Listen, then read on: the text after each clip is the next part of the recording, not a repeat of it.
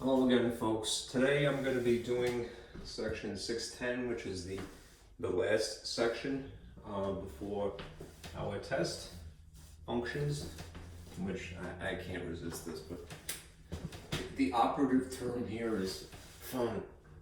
Anyhow, so bear that in mind. It's always good to start off on a good foot, right? Here's our calendar. Today's the 5th of October. Yesterday was my name day, incidentally. 610 is the last section before what would have been our first test. All right, a couple of things. The most important thing is that you have done or are in the process of doing all of these sections up to and including 610 by the end of the 7th. Right? So your homework basically in my math lab, right? So please make sure that you do that. As for the test itself, right, I can't really proctor it, right? I know that there is a way to basically contrive a test, unique assignment basically, in my lab, right? I kind of tinkered with it. I'm not really happy with it. I feel that I would want to do the traditional thing to make it more like a normal situation, even though I know Corona world is not normal. So I think what I'm going to do is this. I'm going to make a brief test that is an old-fashioned paper test that I would have given you if we were in person. And I'll just go over it on Wednesday, right? Meaning you don't really have to do anything. I'll give you credit for it, just to satiate that requirement, right? But I'll take the time to go over the questions that I choose, all right, for my own unique test on Wednesday's video. All right, I can't guarantee that I will do that for the second test or the third or the final. All right, I want to try to be as traditional as possible for the sake of, structure. Anyhow, the most important thing is the material itself, which is why I've placed so much emphasis and weight on the homework assignments, because you're really preparing, as you know, for the praxis examination. So you need the experience. Don't skip that, right? The tests that I make and the final exam are 10 or 12, right, of the problems that we've done, all right, sort of as a review for all intents and purposes. Okay, so again, you're not going to be held responsible for an extra assignment right now, all right, but I'm going to give it to you, okay, all right, perhaps, right, by the time we roll around to the second test, all right, I'll take advantage of the software, all right, to administer a test through my lab. I don't like doing that, frankly, because it doesn't seem genuine to me. It doesn't feel like a real class. All right, if I can't proctor something in person, how do I know that someone isn't cheating? If you notice, from the calendar, from the syllabus rather, I've changed the sort of percentages. Like normally, a lot of weight for your overall grade is on tests. All right, why? Because it's supposed to be an evaluation of your knowledge by that point in the semester, and it's proctored. Meaning that there's somebody there to make sure everything is fair and square, right? We can't do that here, I know that there's lock screen and whatever else. I don't like it, all right? So my way of fixing the problem is just making sure that the homework, the material, right, which you have access to remotely, is the most important thing, okay? And I don't feel bad about that because, again, you're here because you're preparing for the praxis examination, so you're here for the experience, okay? So no promises in the future, all right? But like I said, I'm gonna make an old-fashioned paper test, all right, and mail it to you, and then I'll go over it on Wednesday, okay? This is the last section, all right? Let's have some fun, and hopefully, right? The packet that I have prepared for you today looks like this. It's again multi-pages. All right, here's a table just for taking notes. All right, I'll get into that. This is a nice overview. I stole this from a different textbook.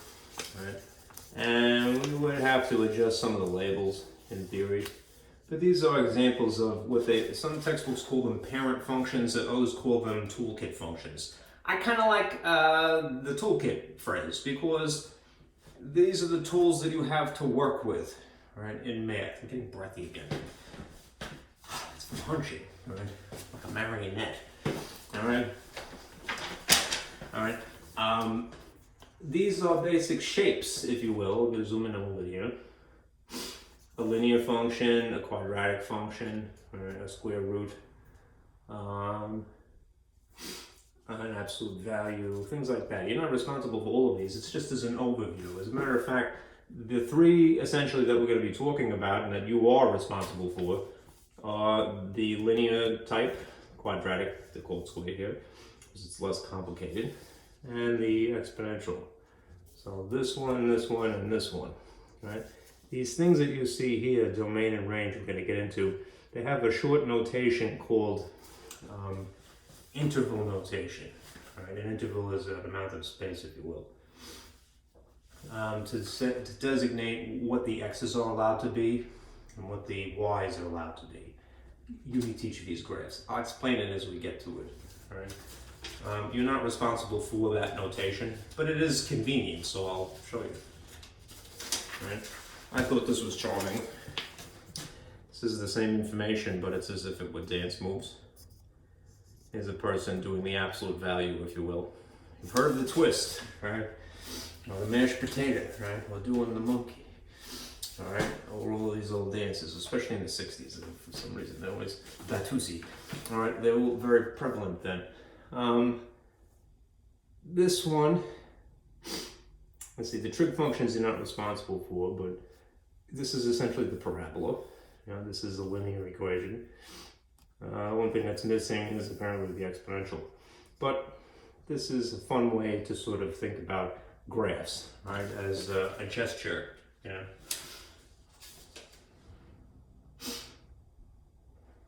Okay. All right, here's an overview of how the steps you would employ to graphing quadratics. Okay. And then there's some word problems. We can walk you through that. I do encourage you to, if you need to, especially if we're going to get into graphing, is like a little bit later, print out some graph paper. You know where. You know, in the chapter, I want to say it was the beginning of chapter 6. All right. There's some graph paper you can print out. It's already have axes. And a table if necessary if you're going to do something brute force.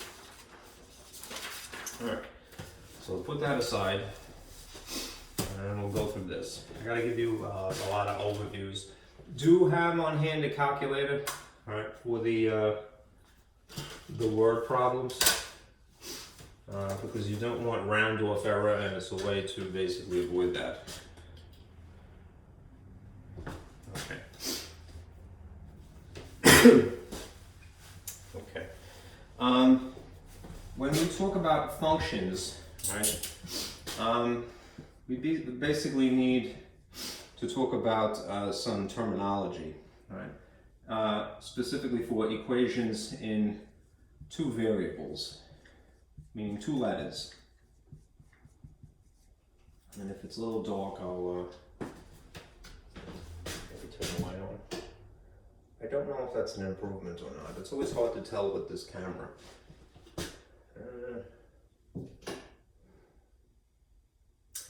Yeah, I'll leave it on for now. Equations in two variables, right? Meaning two letters.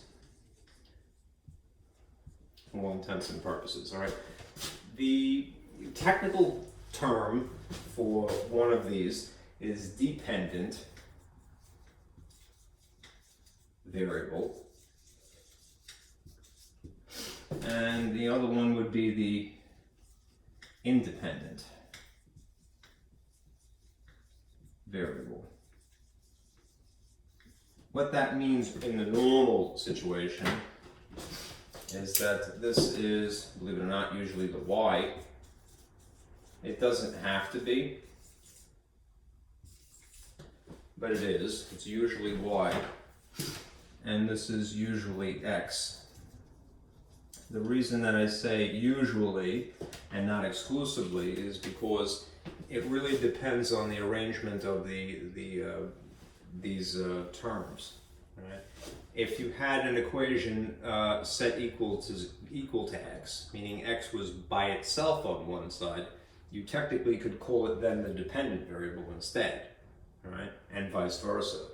But usually it's y equals and then something after it. And since it's exclusively solved for y,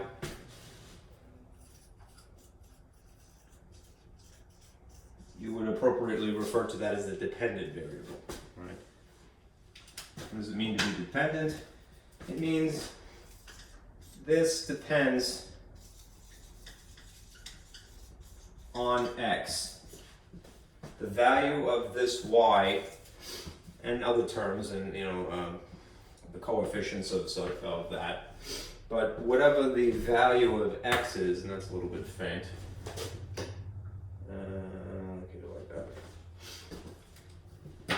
Whatever the value of x is, all right. If it has maybe a coefficient or plus or minus something else adjacent to it, those things working in tandem determine what the y value will be. Right? It depends on those. All right.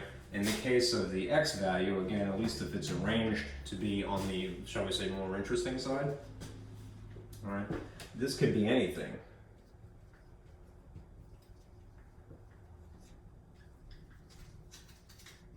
Hence it is independent. The y is limited by x. Okay. This sort of phrasing, although you will find it in a math book, I think is favored by scientists to say dependent and independent. If you've taken a biology class or perhaps a physics class, all right, scientists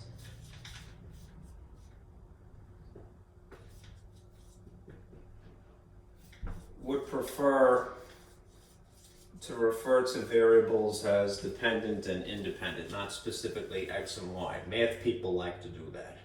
All right. Why? Because math people are a little bit more rigid, I suppose, in some ways. Right? To be consistent, they'll keep using x's and y's. We have established already at this point, math world is flat for right now, right? So we have an x-axis and we have a y-axis. Can you change the labels of these? You can, all right? And in a real world example, as opposed to math world, they would adapt it to whatever the unique situation is. So they might change this to the horizontal axis. Instead of calling it x, then I call it t for time, all right? Anyhow, dependent and independent variables, right, is more the science-y, if you don't mind that phrase, perspective of this function stuff, all right? I think a more plain way of speaking, no aspersion on scientists, is to be more general, right? Math people would probably prefer to go this route instead. They'll associate y with an output, right? And x with an input, like a little machine. Let's call this the math perspective. I don't really want to corrupt your opinion, but I think it's practical. Math perspective versus science perspective. Output, dependent, y. Associate those three things together. I like output. Input, output, like a little machine, if you will. There's a formal definition for functions, but think of them as being a machine. You give it something, it does its operations, it does its work, and then it spits something out, right? Input, output. X is usually the input. Y is usually the output. Okay. Last thing, just to sort of summarize here. The range, right? So here are these phrases. Range, dependent variable, y, output. All of these things, all right, I associate together. A range is basically y values. Right? And then there's famously the domain. Domain X input. Right? Domain is basically the X values. Right? Associate domain and all of these things together.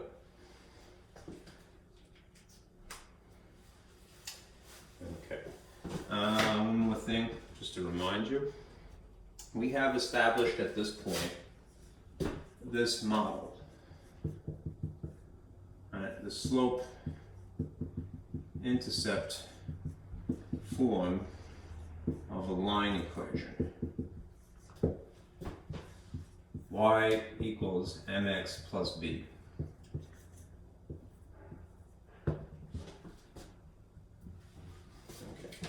Okay. You are familiar, of course, let me see if it's in the frame, but with m being the slope, of course, right?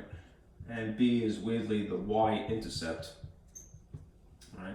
But if you want to be a little more general, a little less precise, right? Think of the y-intercept as being a constant, you know, which is basically just a regular number. When you're working with word problems that will adapt, you know, a function somehow, right? A lot of times when you're reading the sentences, you have to translate them into something that's more the symbolic, purely mathy thing. Whatever ordinary number you see, right? If you're going to fit it into this model, it would be appropriately placed there, right? Plus whatever the number, minus whatever the number. It's just a constant, right? This, in tandem, yes, that chunk of it is the slope, is referred to as the variable term.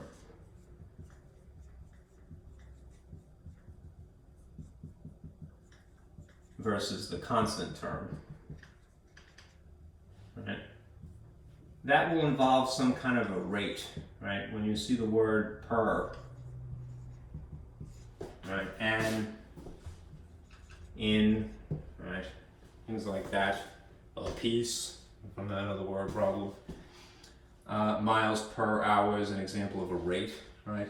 That would be fitted here if, again, you're using this to resolve some word problem. Okay? Alright. Now, let me give you another little overview, and then I want to fill in that table that I made for you. Let's see how well this erases. Not bad.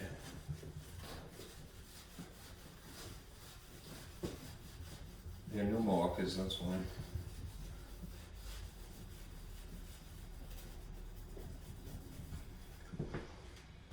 I'm getting moldy, I think. I might have to replace that.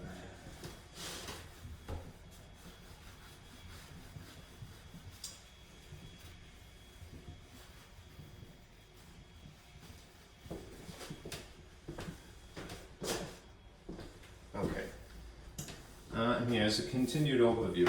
All right. In the subject of algebra, you're going to hear this phrase thrown around a lot. Relations. All right. Just for the sake of clarity, let me draw this diagram for you. All right. A relation is going to be a very general term, a general way to refer to something. It's basically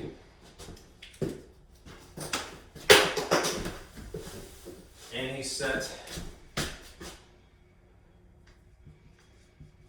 and it's usually, you know, if we're talking about sets, it's usually in fancy braces. Any set of x's and y's, as in the coordinates of an ordered pair, right? And the key phrase there is any, right? But then you hear about functions. Well, what is a function by comparison? This is more specific. Right. And and this has, and therefore is a little bit stricter in its definition. Again, there's a formal definition, and I'll give it to you, but I like the practical one better. Right. If a relation is any set of x's and y's, right, you can think of a function as being something that has no recurring x's. It's a little bit more strict that way. Right. There is yet an even more specific description, a type of function, if you will, which is called a one-to-one function. You folks in MAT-114, you're not really responsible for one-to-one functions, but again, it's nice to be able to position yourself where you are in the universe, right, in relation to the things around you. And if this is, again, any set of x's and y's, and this is no recurring x's, that means no repeat x's, right, then this very specific, very precise set of conditions is no recurring x's or y's. It's a little bit sloppy. Right. So everything is possible, some restriction, extreme restriction. Okay. Here's one last thing, and then I'll give you the definition.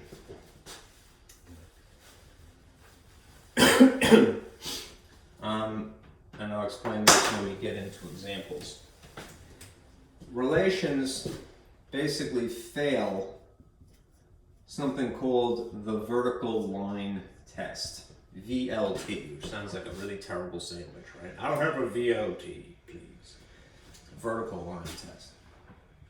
All right, just abbreviate it for like that right now. I promise you I'm going to give you an example of what the vertical line test is.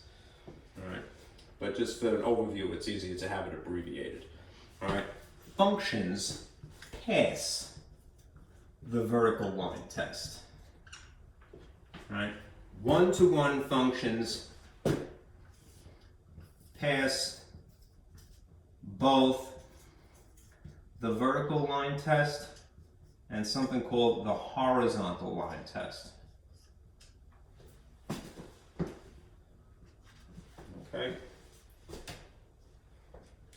So what you're going to see basically is that there are tests, if you will, to decide whether you have a function or not. Do take out or print this piece of paper, because again, this will be a more structured overview of what is a function, what is not a function. Okay, I'll give you examples on this piece of paper. Yeah. Now here's the formal definition.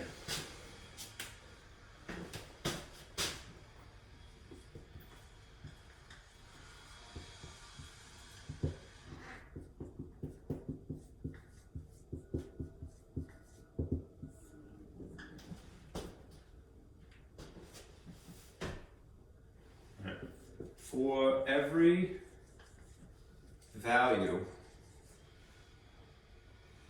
of the independent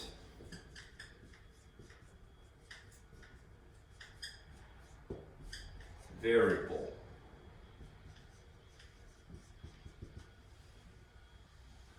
which is, by the way, remember, the domain if you speak about them collectively.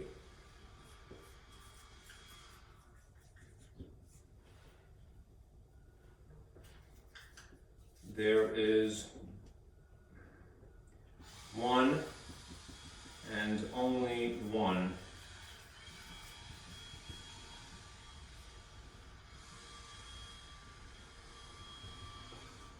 value of the dependent variable.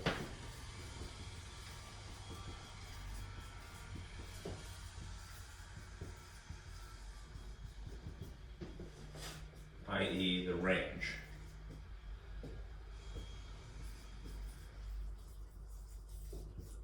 Again, remember, domain is collectively the entire set of x's, and the range is similarly collectively the entire set of y's. So just to reiterate this, the formal definition of a function for every value, every x, that is what the independent variables are, there is one and only one value of the dependent variable, otherwise known as the range.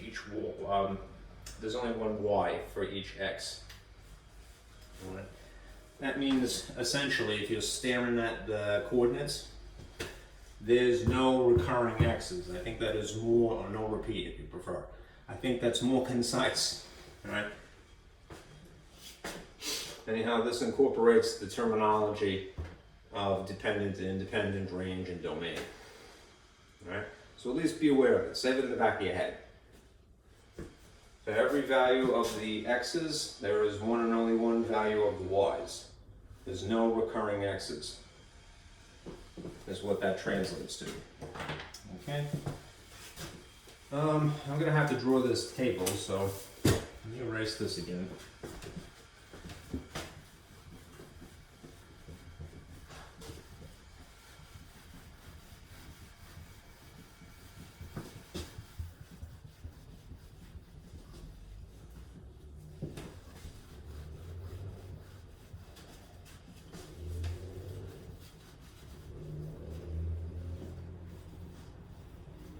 Dragging today. I think I need a second cup of coffee.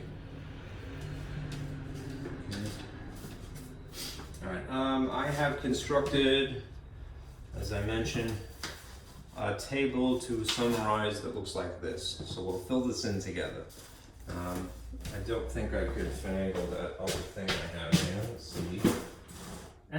Well, no, it wouldn't be perfect.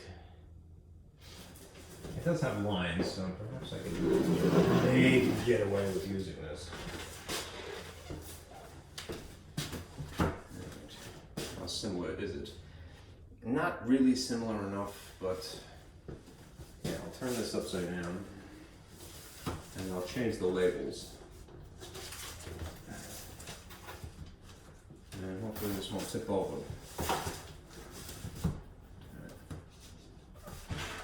Don't slide off on me.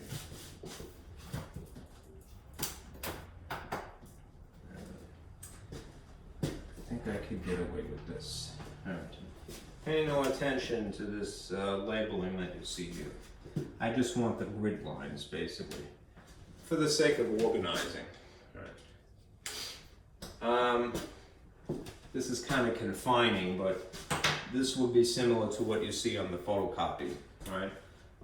A relation which is a generalization is a function.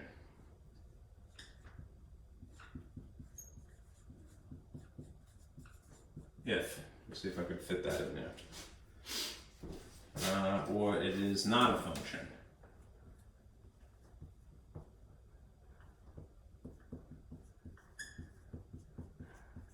If. And you are given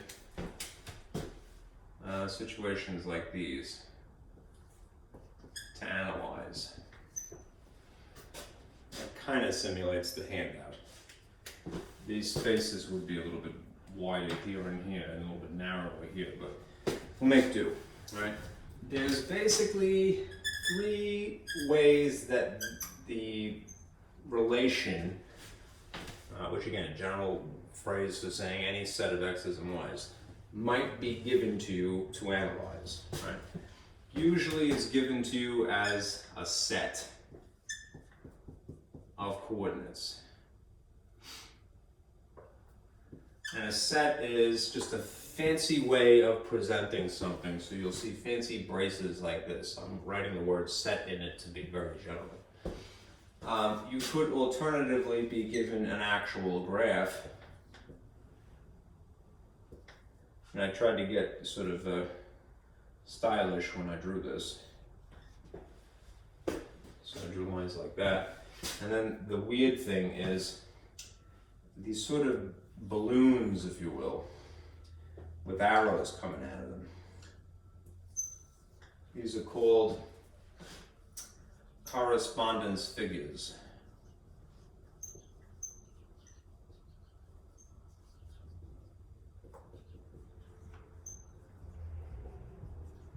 you will, balloons with numbers.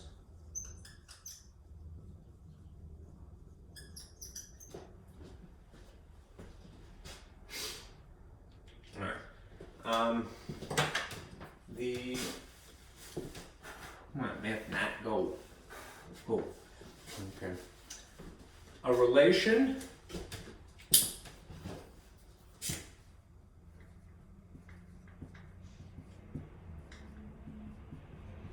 is a function if, that's visible, I think that is, okay.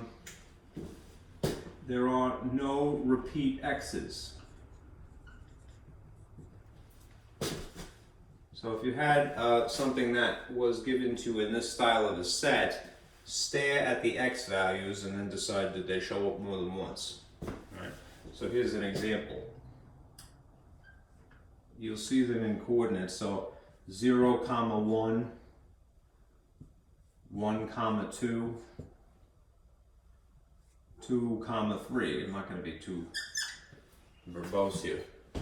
You'll have fancy braces, and then tucked inside them you'll see ordered pairs. So you'll see 0, 1 is a dot. You know, if you analyze these, 0 is an x, 1 is an x, 2 is an x. They're all unique. There's no x value that seems to repeat in any way. So this just a bunch of dots basically presented to you in somewhat set notation. All right, you could tell just by staring at it, it's a function. Okay. If it were not a function, you might see something like this. An x value occurs more than once. So say something like this. 0, 1, 0, 2, 0, 3, chameleon. Okay. If you you're staring at the x's, I shouldn't use green, but that's an x, that's an x, that's an x. 0, 0, 2. Right? They're not all unique x's. There is an x value that occurs more than once, right? Specifically 0. So you would say not a function, right? And the beauty of this is that you don't need a picture, you just need the coordinates, the ordered pairs, to analyze to go whether it's just decide whether it's a function or not. Right. If you are given a graph, i.e. you're given an actual picture, as I mentioned before, functions pass the vertical line test. I'm going to spell it out here. Vertical line test. I'm going to have to draw probably on the board in a minute. So you could try to squeak it in here. There's a coordinate plane and a unique line, which I'll call it, I'll put it in red here. No, I don't want to do that. A unique line, let's just call it a diagonal line like that. The vertical line test is basically a very simple, short way of deciding, given a picture, whether you're dealing with a function or not. You literally draw imaginary vertical lines. So if you drew an imaginary vertical line and then looked at the points of intersection, right?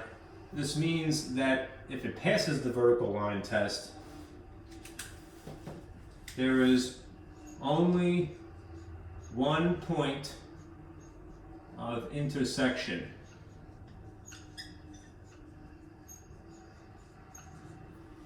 Somebody's mixing cement, it sounds like. It doesn't matter if you've drawn multiple vertical lines on the graph, you should be thorough. But it is only one point of intersection per vertical line. As long as that is the case, it passes. Right? So it may be a little hard to see, so let me just draw this very quickly behind it. If you had a graph like this, is the same picture basically, just larger. If you had a function and you tried to test it using vertical line test, you're literally drawing imaginary vertical lines through the graph, which is why I'm doing it in red, and then analyzing, looking at points of intersection.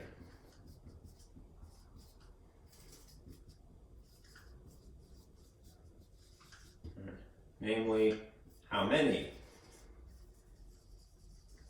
per line. If it's only one, it passes the vertical line test, and therefore is a function. Right. If you had something that looks like this, I'll put this back now.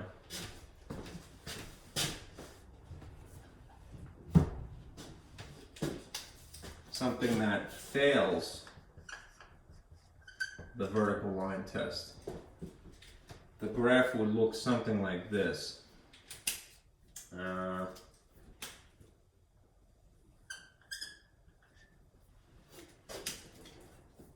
You would have basically a situation where there is more than one point of intersection.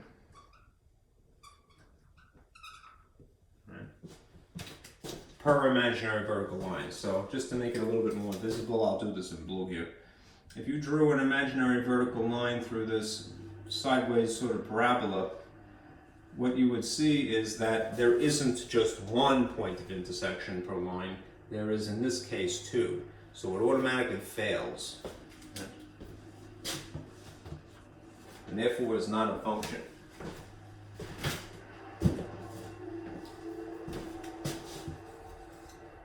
It's basically the same idea, just a little bit larger.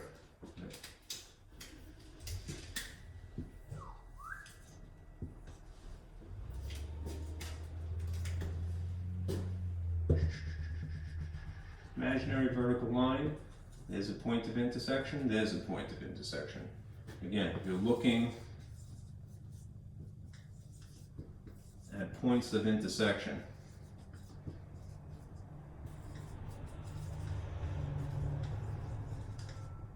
Specifically to see how many per line.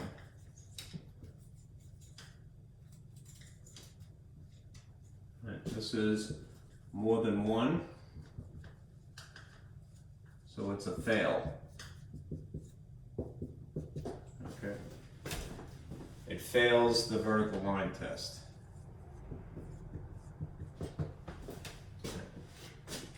This is just one, so it passes. It passes the vertical line test. It is a function. This is not a function. It's just a relation. Remember, relation is the more general phrase. Anything could be a relation that has at least two pairs of coordinates. Pardon me, it has a pair of an x and a y, right? A set of ordered pairs, right? Now you might worry, well, couldn't I have drawn a second line over here? Yes, you surely could, and as a matter of fact, you should do as many vertical lines as possible just to be thorough, right? But then analyze what you get. Per line, just one point of intersection. Even if I did it over here, per line, just one point of intersection, per line.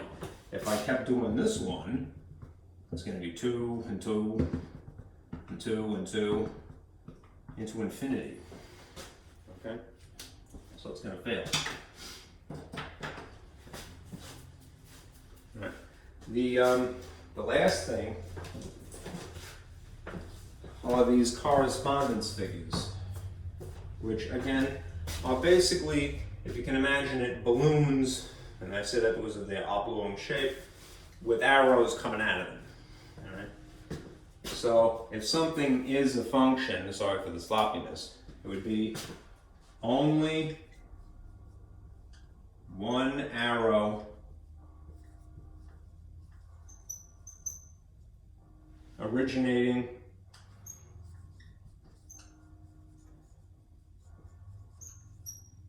from an X value.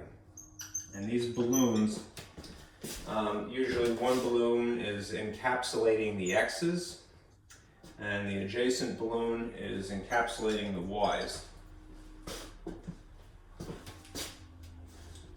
I'll draw the example behind this because it's kind of sloppy. All right, but just to get this out. If you have more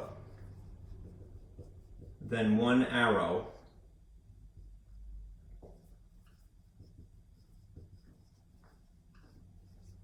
originating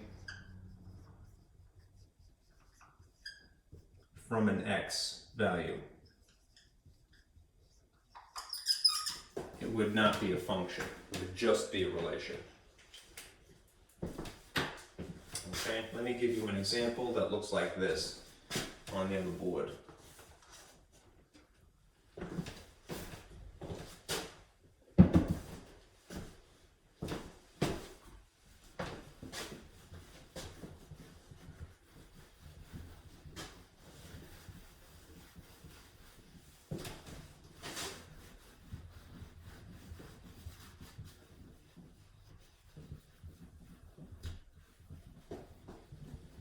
This is so nicely fooled once. Okay, here's an example. And I'll use the numbers that we already had. All right. I gave you this example before, and we've already established the nature of this as being function or not, but I'll put it back.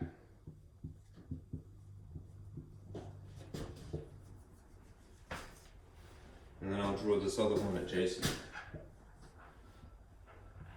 0, 1, 0, 2, 2, 3. These are definitely both relations, because a relation can be any set of x's and y's. Right. But if you put these same digits into correspondence figures, let's call this the x's, and then adjacent the y's, it would look like this. First of all, these are the x values, so I'll put 0, 1, 2. These are the y values, 1, 2, 3. And if you want to basically symbolize these ordered pairs in the correspondence figures, that is to say, as correspondence figures.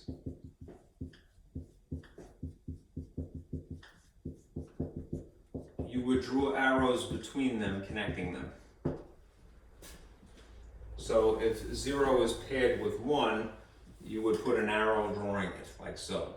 If 1, this particular x value 1, is correlated to 2, you would just have an arrow pointing it here. And 2 and 3, you'd have that. Right? You'd basically join x's to y's by coordinate, by ordered pair. Now let's see if it cuts the mustard here. If something qualifies as being a function, given correspondence figures, it's only one arrow originating from an x value, meaning one arrow coming out of an x.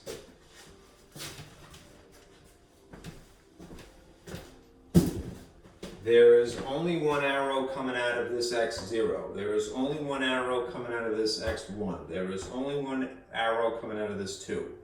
You can cross if necessary.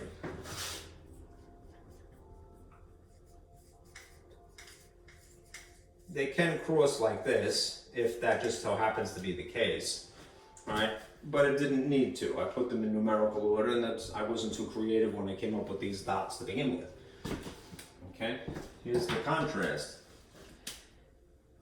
Second balloon here, pair, x's, y's.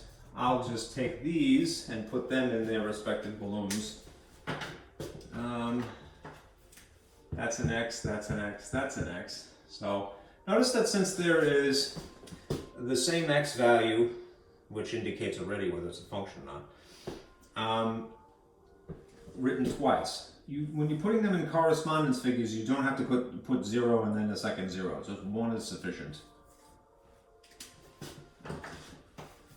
And then you have, these are the y's. 1, 2, 3. And again, you join x's to y's by their ordered pair. So 0 is associated with 1, but 0 is also associated with 2. I'm going to put a big dot here. Looks like birth of the universe here. You know, pow, Big Bang. All right. And then this 2 is associated with this 3. All right. In this instance, there is more than one arrow originating from an x value. There's 2 arrows essentially coming out of 0, all right? So this is not a function, it's just a relation, all right? And this is a function, okay? And that's how you would tell, right? Given those 3 situations. Just the numbers to stare at, a graph, or some balloons with arrows coming out of it. What do you think would pop the balloon, right? Okay. Let me erase this and then I'll tell you why we care, all right? This is visually testing for a function.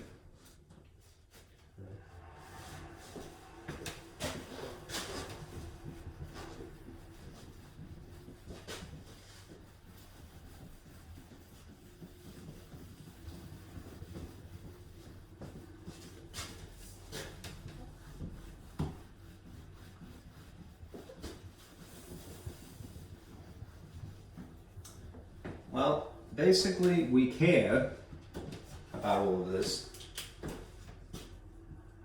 We care whether a function or not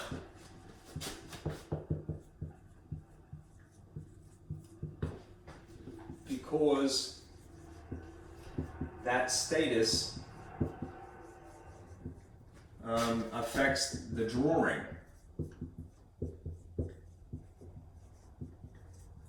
Oh, it's going, if something is a function, it has to be drawn in a particular way sometimes.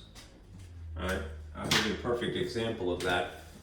Not that you are really responsible for this, but from the overview page, there's a peculiar graph here,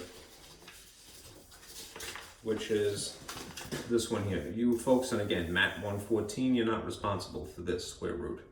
But this looks very much like a square, which is otherwise called a quadratic.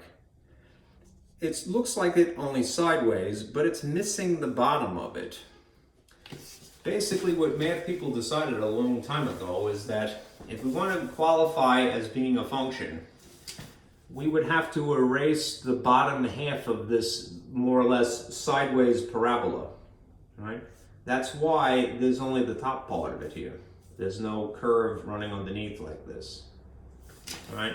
It affects the drawings, right? The status of being a function or not, right? In the long run too, there's, again, you're not responsible for this, but there's something called inverse functions. Inverse functions can only exist if something is a function to begin with. So if it's not a function, if it's just a random bunch of dots on a graph, you can't make an inverse. Right? And sometimes you need to. All right. Remember what I said before. The domain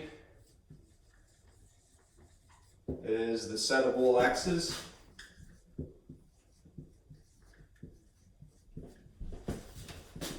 possible in a graph. The range is the set of all y's.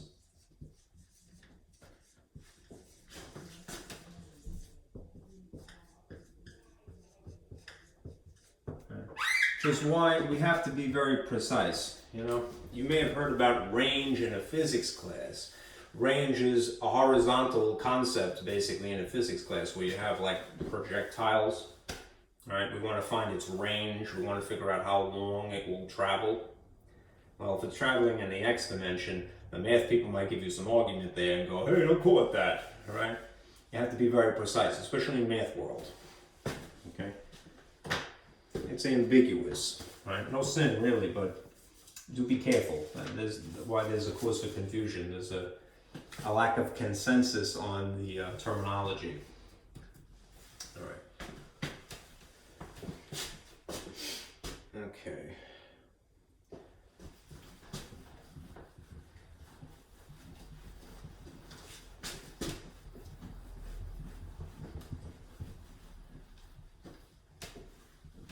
If the bells are any indication, it must be noon. Yeah, a little after. Okay. All right. Now, all that out of the way. There's how you write it. All right. How functions are written.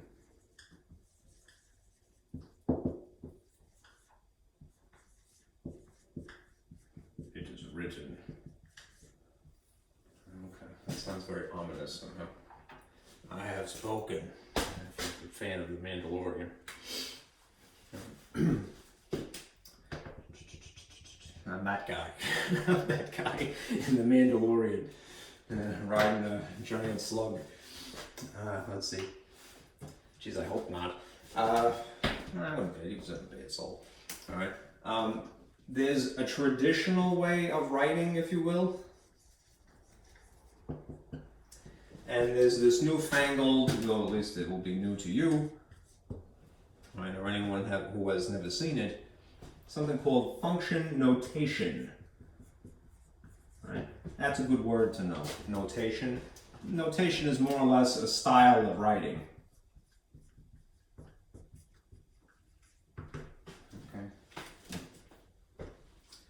We have, as I mentioned before, established already the model of the slope-intercept form, right? This is an example where we have y equals something, it's the slope usually, and then an x value, plus or minus something. I'm putting question marks rather than an m here and a b here, because the only thing that is important right now is y equals sign in x, right? If you took this exact same thing, right, and then wrote it in function notation, you'll notice only one difference. I'll write it like this.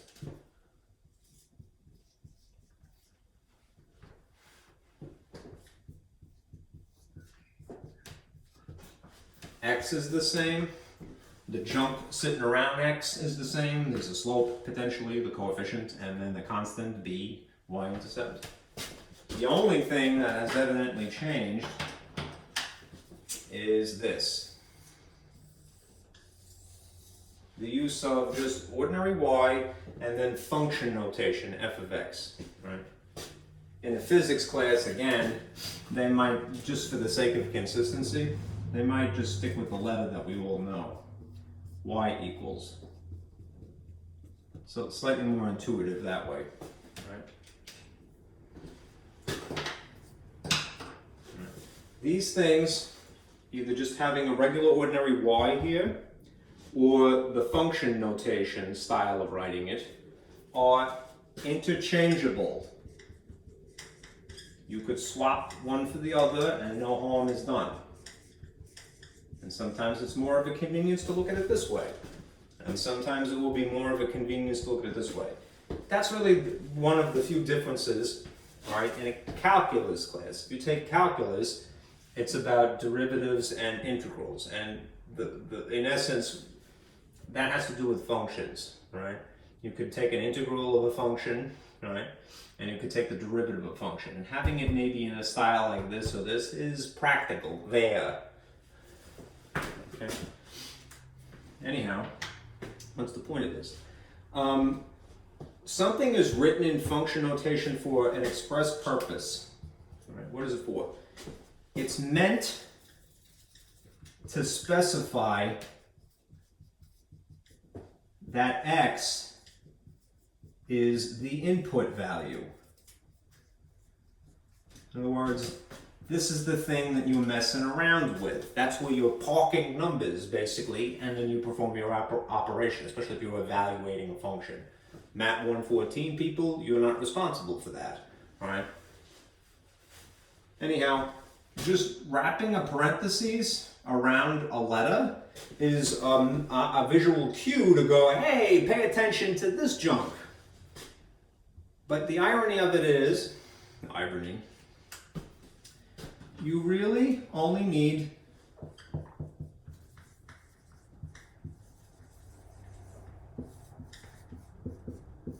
to pay attention to the right side, meaning just whatever the interesting parts are on this side of equals. All right. I know that normally you start to blend y's and x's together and move things around. For right now, you don't need to worry about that. Something that is written in function notation for our purposes, you're exclusively paying attention to more or less the right side. All right. Okay, here's an example really quick. If you were given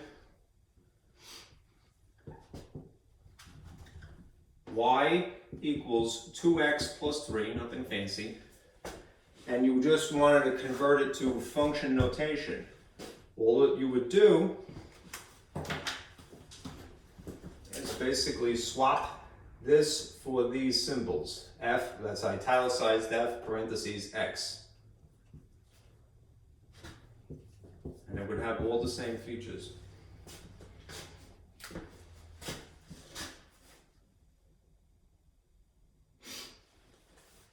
Okay. I should mention how you would read this.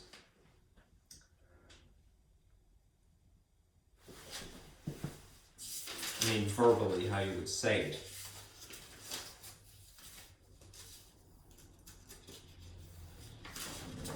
That, but okay.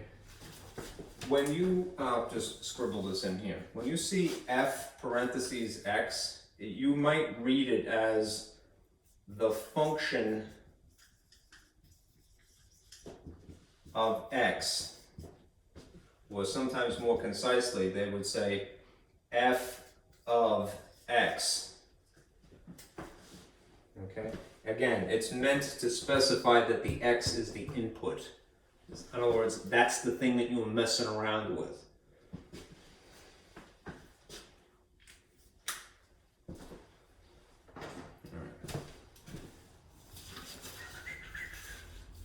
I'm going to give you one more diagram and then I'm going to start doing our word problems.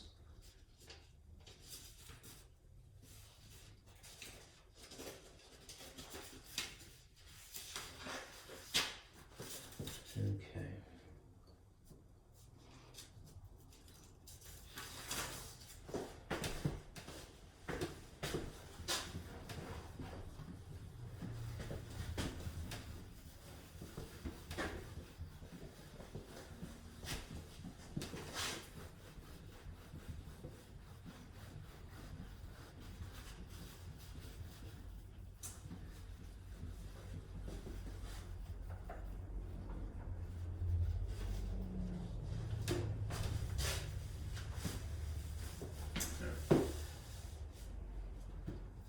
There are three types of functions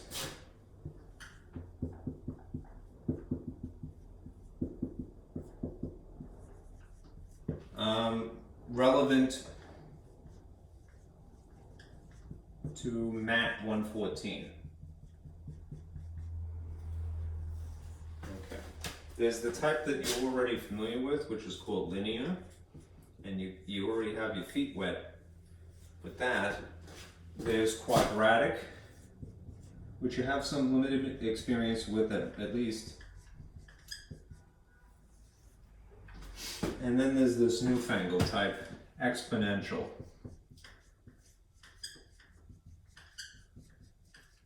Functions. Okay, how they look. The traditional y equals mx plus b, all right, could be written instead as the function of mx plus b. So we would use that as a model if you had a word problem. Right? They have all of the same features. What qualifies something as being linear is really what the degree is of the x.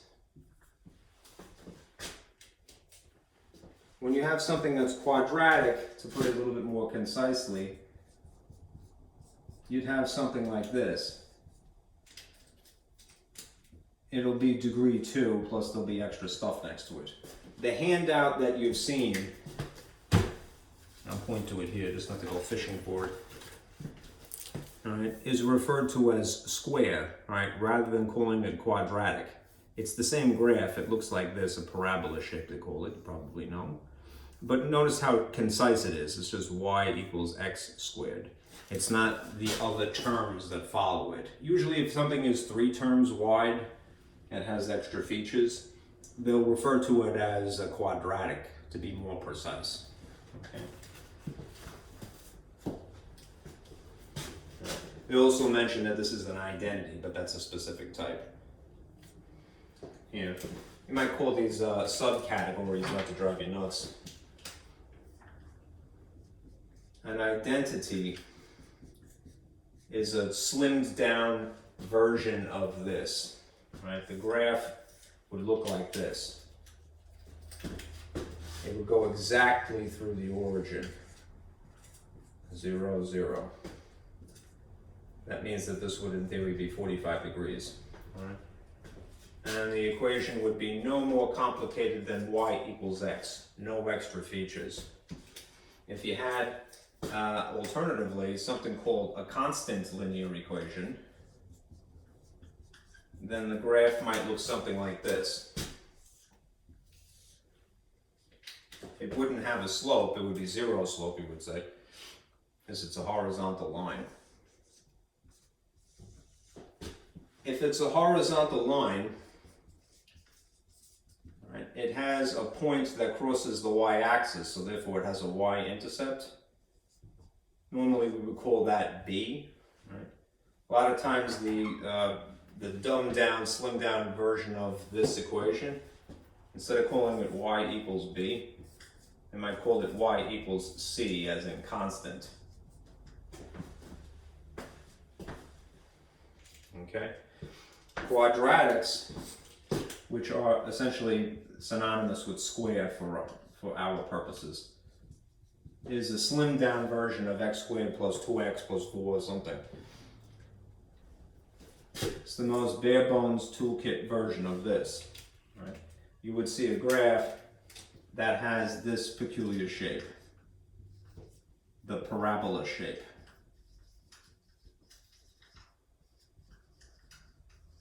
And it's kind of a hybrid UV. It's neither of those, but you can kind of think of them, if that was its mother and father, you know. It's not a V because it doesn't have flat sides. That would be absolute value. It's not a U because it comes to a point.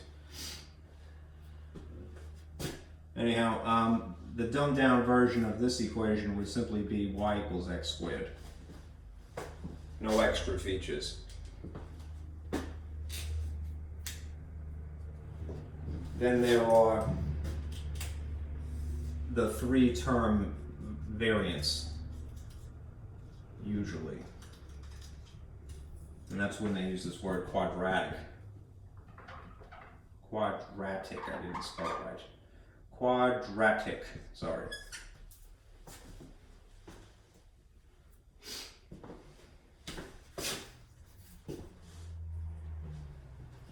Square is when you have one term. All right. As for the exponential, all right, the exponential has this peculiar graph. A graph that looks like this. Very sharp upward pointing curve. And it has the point 0, 1. Right? Depending upon what the additional features are, right? It may have a peculiar point here, or a little bit taller, a little bit lower, right? But the point is that it curves, a sharp curve.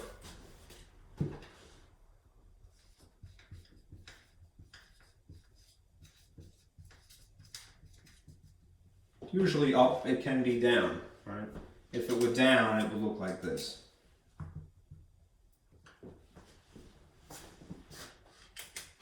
And we'll go through the same point. Right. This, if you're going to stick with function notation, is the function notation for linear. Here is the function notation essentially for quadratic. Right. The function notation for an exponential function would be this, right? Just to generalize. Some number, and in this case, the variable is an exponent.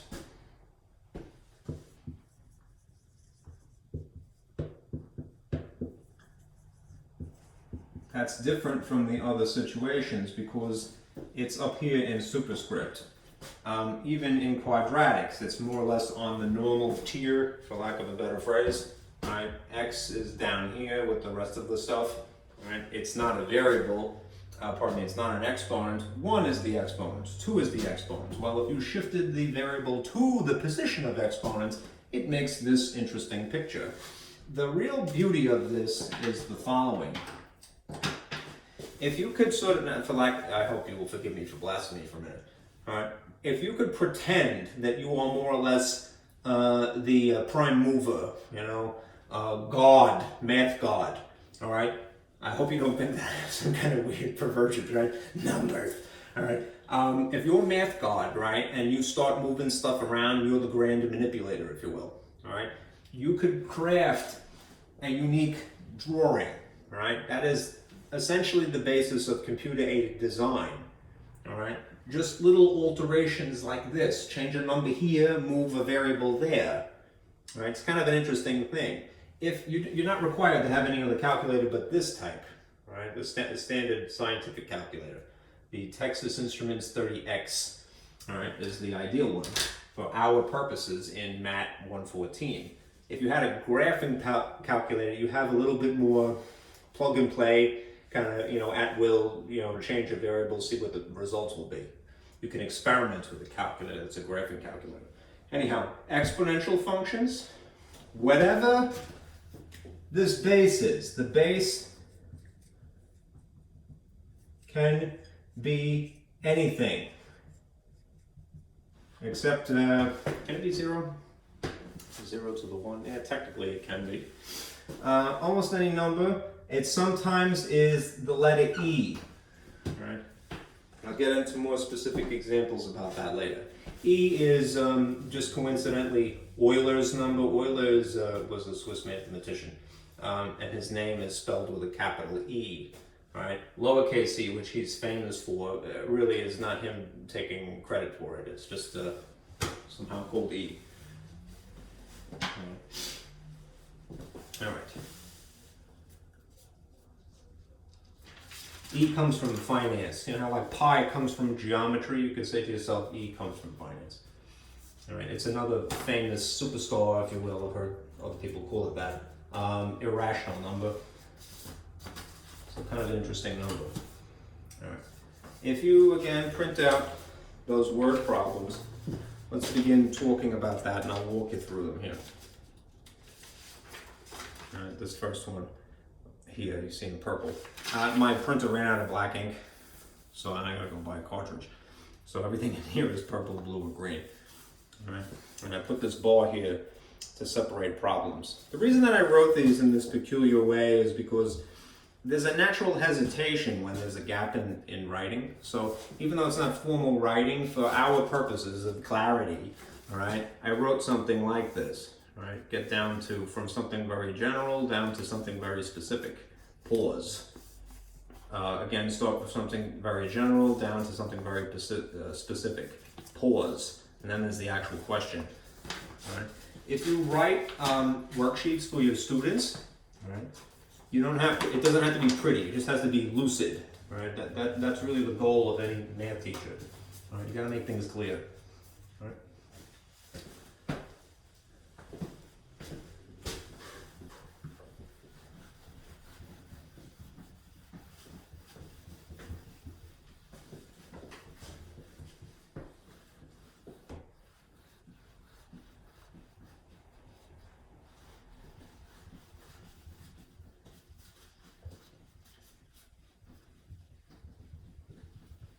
I think I wrote any exponent here.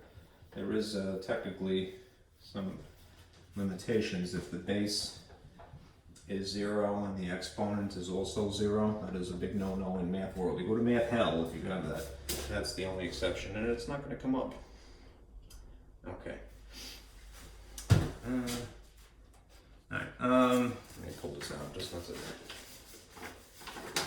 futz with that. Okay, let's work on this purple one here.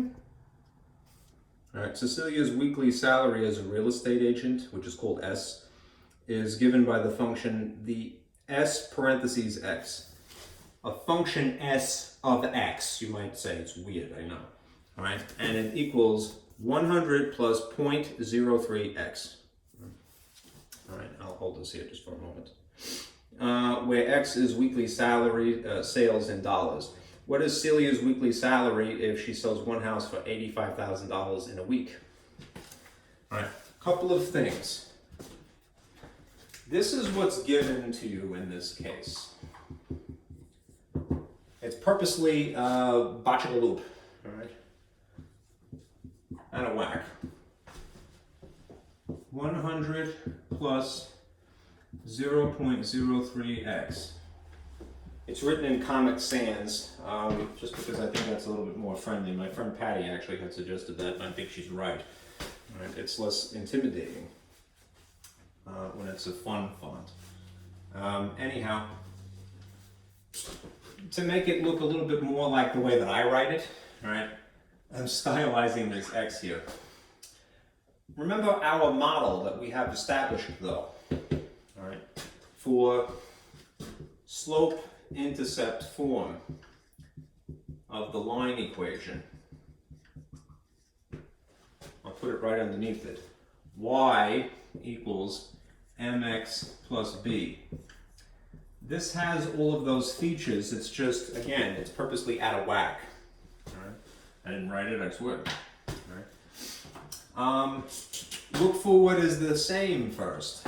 There's a variable x. It just happens to be over here in the front in our model, and in this unique problem, it's tucked on the end. Right? And then there's a regular ordinary number. Right? That's really the y-intercept known as b. Right? This is, again, the variable term. Right? It's the rate.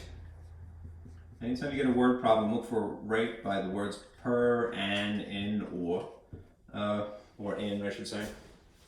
Not the word or. And this is the constant term. And it's just a regular number. They have arranged it so that the variable term just happens to be on the end. And that the constant term is in the front. Right? If this is about money, right, then although they didn't put it, that's $100, right? Which kind of implies that this is a flat rate that the person is paid. That makes sense. If you know anyone that works in real estate or in auto car sales. They get paid on commission a lot of times, but that's terrible. What if you sell no cars? Then you wasted 12 hours of your life or whatever, and you haven't made a living. Anyhow, this person's employer might just give them $100. And then, as an incentive to be aggressive as a salesperson, they might give them this rate, which to me, although again they didn't specify, notice that it's a decimal. It's 0.03, which is really 3%, and I would bet it's commission. Just from experience. They didn't use those words, they're really not the point of this lesson, but that's what it is. It's a 3% commission for sales. So, in theory, a person sells a lot of houses, they get a chunk, right, out of that. Only 3%, you know, but an incentive to work hard, basically. Not that I agree with that philosophy, but that's what it is. Anyhow, the question is, what is Celia's weekly salary if she sells one house? This is a function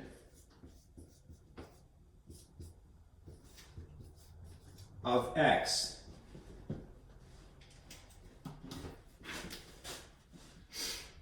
So whatever your input is, it's going to be where the x is on the right side of the equation. That's why I'm leaving a void here and wrapping a parentheses. This is the input. Writing something as parentheses x is just specifying that that letter in the equation is the thing that you mess around with, for lack of a nicer term. Anyhow, if it helps, throw some dollar signs in here and realize that you're going to get money as an outcome. So, if this person basically sells $85,000 house, which is way sells one house for $85,000. This is Jersey, all right? Where is this house? I'd like to know, and what condition is it in? Right? It could be a cardboard box somewhere, you know. And that would be Midtown Manhattan, or you know, maybe Dumbo in Brooklyn, right? You get a cardboard box for $85,000, all right? Whatever, it's horrible, all right? You're going to stick 85 in the X, all right? 85,000, and then do the calculation, all right? I could just imagine what this house looks like. It's going to be horrible. It'd be like Love It or Listed, but it'd be like the worst listing ever. I watch those design shows, you start to scratch your head. I'm like, what? Not for anything, I'm really digressing here, but I get just tickled by this. I like to watch Home and Garden occasionally if I ever get to watch television. All right, it's rarer and rarer, and there's usually not anything good on, but those shows, you know, where you see people, you know, looking to buy a house or to flip a house or whatever have you, all right, they always have a job, right, that is like kind of a very esoteric job, you know, like how do you make any money doing this? And that they buy these, you know, McMansions and stuff like that. It's just humorous, right? Anyhow, if you were just sticking with this side of the equation,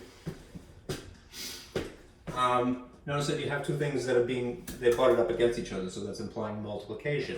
You're going to follow the order of operations. Yes, it is an equation, but you're not moving anything over it, all right? You're just sticking with the right side. So there's no algebra here, that's just purely arithmetic. Follow the order of operations. Do the multiplication first, plus 100. Now, you could easily get away with entering something like this on this calculator, right? Pretty much in one shot. I would be a little careful if you do this. Employ these parentheses. Right? So you might see something like this: 0.03. Turn it on first would be great. 0.03 parentheses 85,000. All right, plus 100. All right, here's some arrow keys. I hope that's visible because of the reflection. All right. I have just entered it this way. It's understood that these are being multiplied, at least if you use the parentheses. And then I inserted plus 100 on the end. If you had something much more complicated than just a linear equation like this, I would be a little careful, all right? use a lot of parentheses for the sake of grouping, because the calculator is not that smart, really. It doesn't always do this very well. You have to tell it very anal retentively. So if you hit enter, right there you have it, 2650. This is the person's salary, right? Evaluated at $85,000. This person earns $26.50. Not too bad, right? In 1 week. That's cool, right? $26.50. That's almost an honest living. Right? Okay. The rent is too damn high. That is true. Truer words were never spoken. Okay. All right. Let's talk graphing now.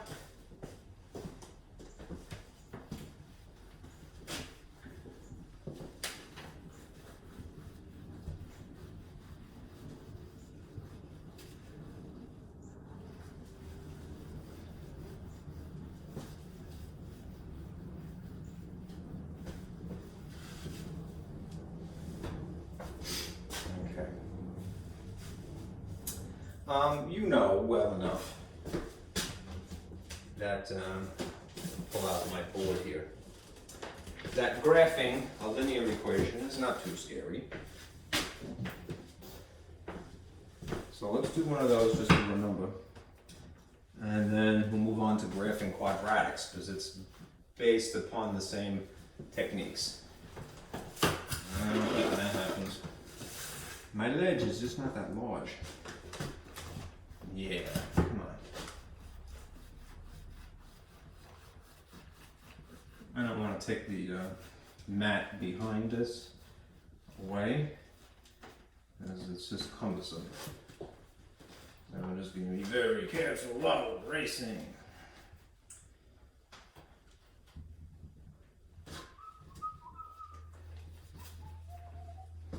Okay. If we were going to graph this function,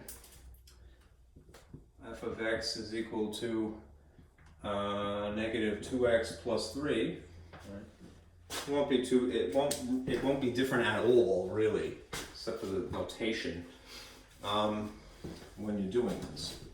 If we are familiar with our coordinate plane having a vertical axis and horizontal axis, this is overkill. And this is usually labeled x, and this is usually labeled y. The only difference really is that if it's in function notation, they might just label this f of x. Okay? But it behaves exactly the same as if you had it in this arrangement. B. Okay. So the procedure we have established is to do this. If you have something in slope-intercept form, it's easier to do by hand. Right. This 3 sitting in the B's position, we label for y-intercept, is really a coordinate. That's always going to be 0 for the x dimension, and then whatever the y dimension is here. You place a dot at that location. So from the origin 1, 2, 3, you have 0, 3 here. All right. This, sitting in the slope position, is m equals negative 2. Right? Remember that it's convenient to have the slope in the style of a fraction. So if you just make it look like a fraction, put a plus 1 under it. All right? Which means down 2, right 1. And because this, although it involves an x and a y, it's not really a coordinate. It's not an ordered pair. You can get away with doing the y first if you want. I have a tendency to do it that way myself, but that's not because it's on top. All right. Anyhow, from this location, you would go down 2 and then over to the right 1. If you did the x first, you would go over to the right 1 and down 2 and land in exactly the same place. What you should do in either event is dig up a ruler and very anal retentively draw a line through this. All right, because it's about extrapolating or interpolating if necessary. Remember, extrapolating is a way of figuring out the points beyond where you left off here. All right, and interpolating would be finding points in between.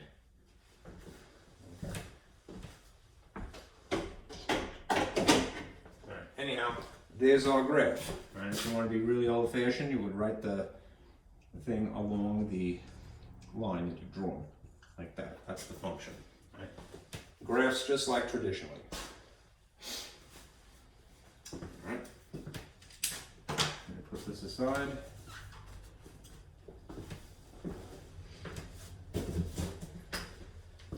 All right. A couple of things. All right. We're going to talk about quadratic functions now.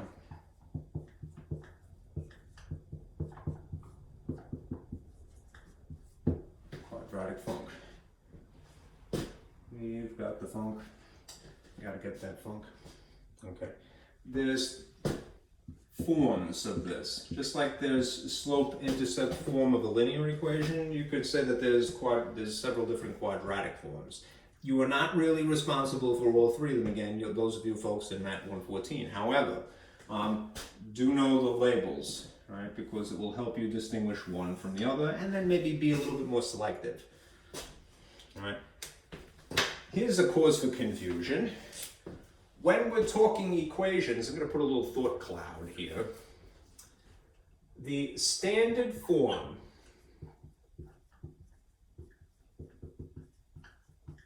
of a quadratic equation, and I'm going to really emphasize that term equation in contrast with function.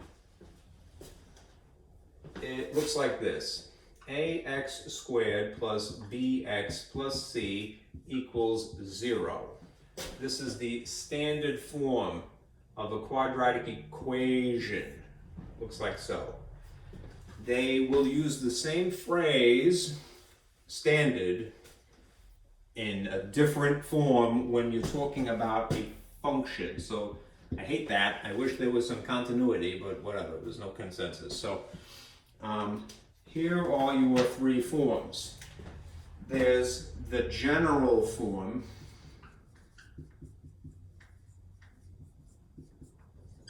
of a quadratic function. There's the one that you're not really responsible for at all, the intercept form, at least those of you in 114.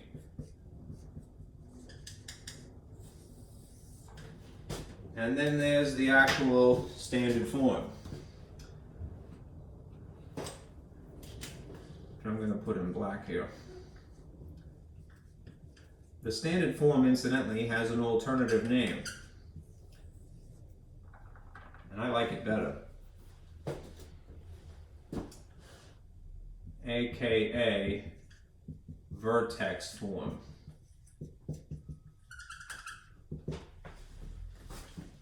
How do they look?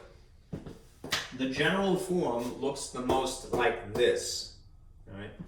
Looks like the most like this that is in the equation, right? So you'll see this. First of all, there'll be function notation in each of these cases.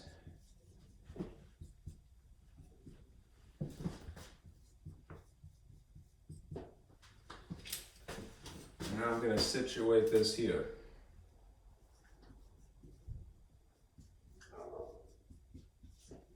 Okay, again, standard form of an equation is all of this quadratic equation, ax squared plus bx plus c set equal to 0. Right? If you're referring to it as a function, they call it general instead.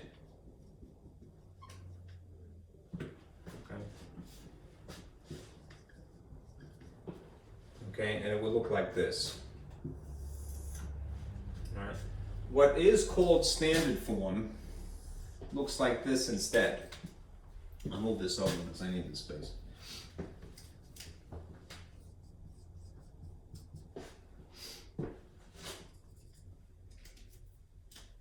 A parentheses x minus h squared, because it's quadratic, plus k. Right?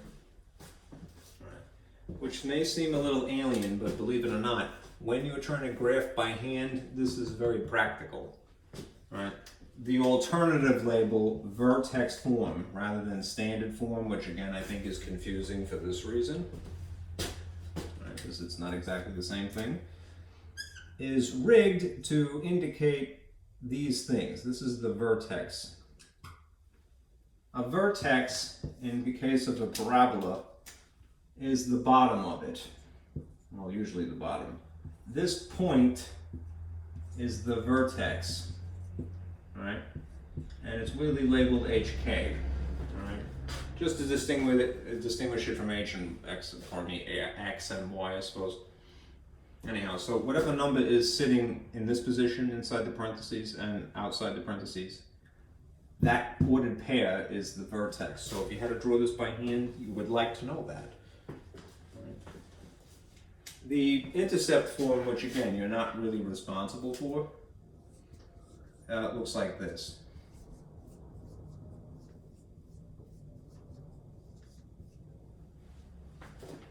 That's one incarnation of it. It may be more complicated, perhaps.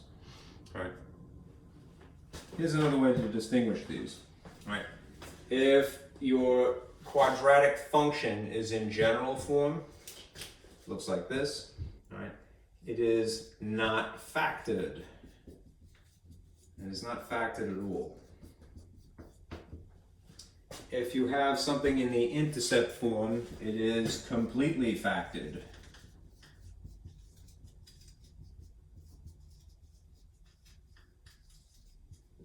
If you have something in the standard form, it is partly factored, partially factored, for different reasons. Again, the standard form specifies or is arranged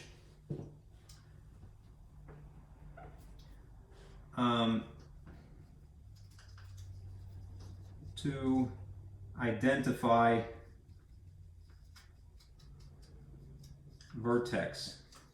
See if that is in the frame of the camera. Looks like it is. Okay.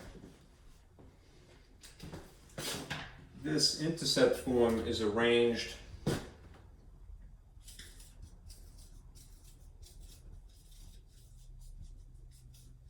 to identify what are referred to as zeros.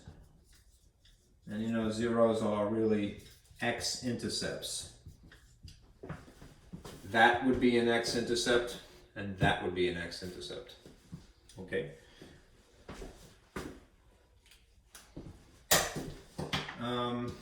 What else can I add? What do these things independently of each other give you? Well, I'll erase a little bit because I need this space.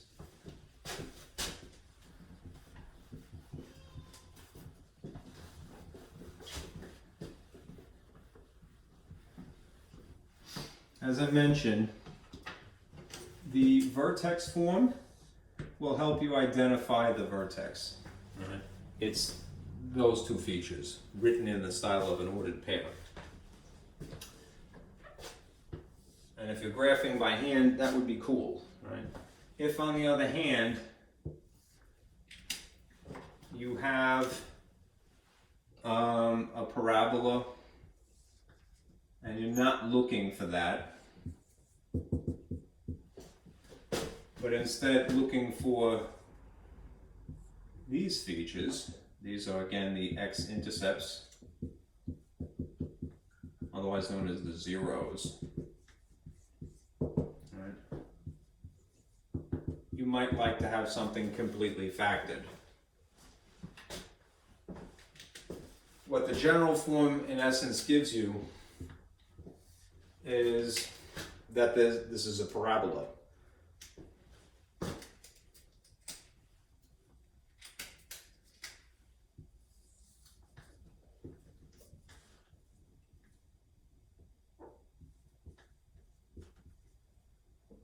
The parabola shape, right? Like a tulip, if you will. you would still like to know all of those points. But it's not telling any tales, right? It just establishes that this is the basic graph.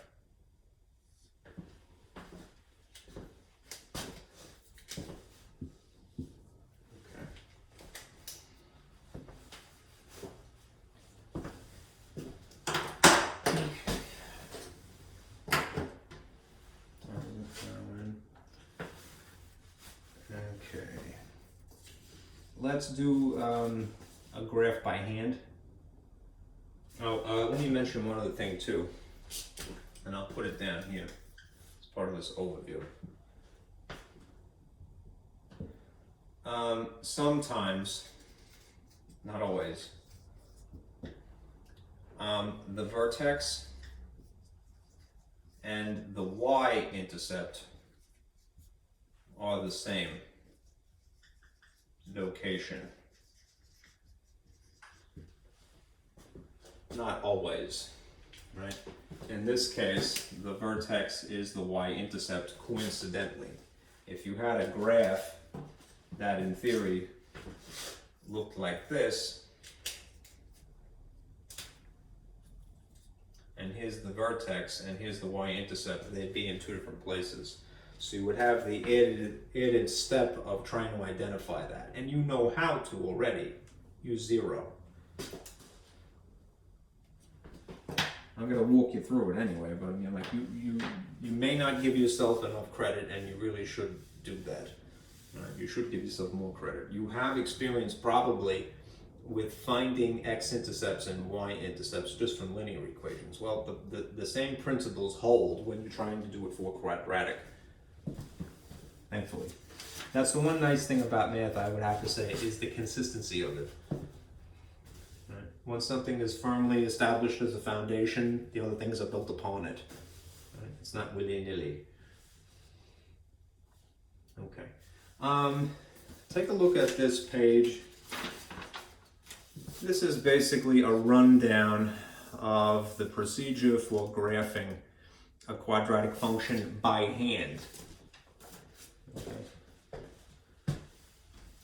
So let me erase this, and then I'll do an example with you.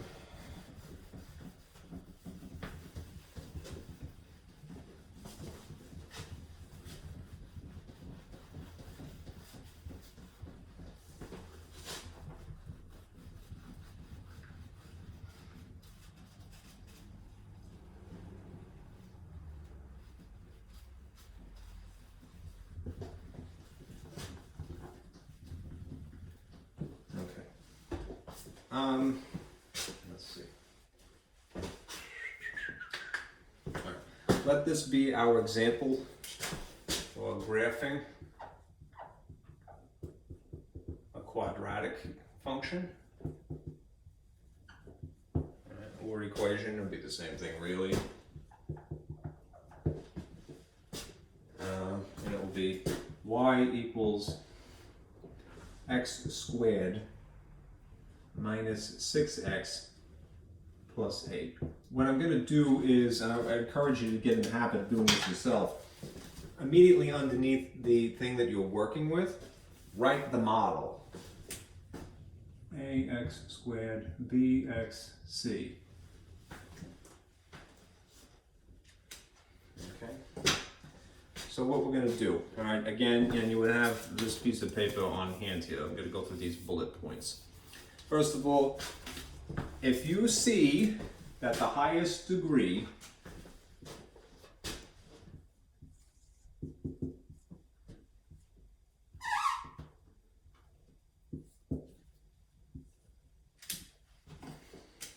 is 2, you already have an idea of how the picture should look. Then you know that you're working with a parabola, right? And it might start right here sitting at the origin. But you would expect something like that. Right. Number 2, if we now analyze the coefficient of x squared,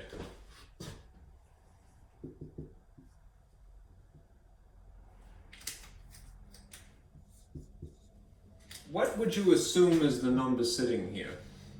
If it's not written, it's an optional, somewhat superfluous digit.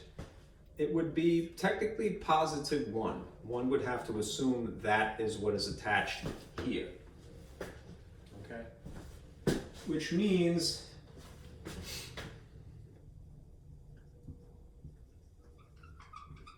that it basically opens up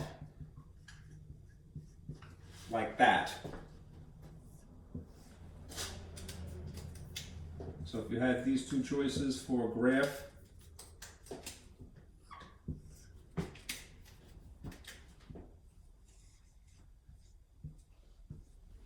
of these two, if it opens up, it looks like this, not like that. If it was a negative, then you would invert it like so. It'd be the mirror image. Okay.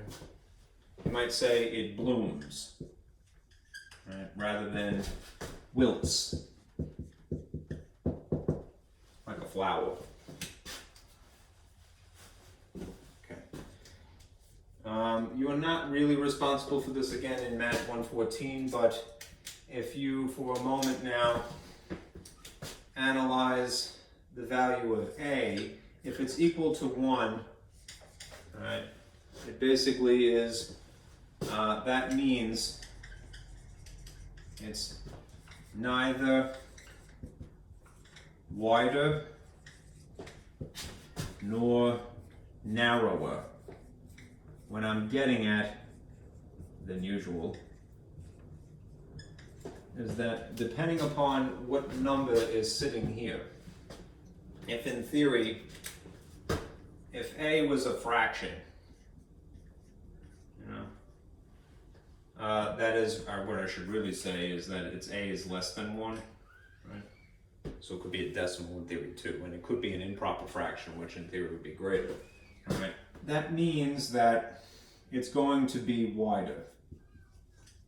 So you'd have a picture that if the bloom basically is like this normally, then what it would look like is more like that. Looks like a blooming onion, you know, if you will. You don't really have that case, you have exactly 1, right? If on the other hand you had a situation like this, where A was greater than 1, somewhat ironically it would be narrower. So you'd have a picture that looks like this. If this is the standard shape,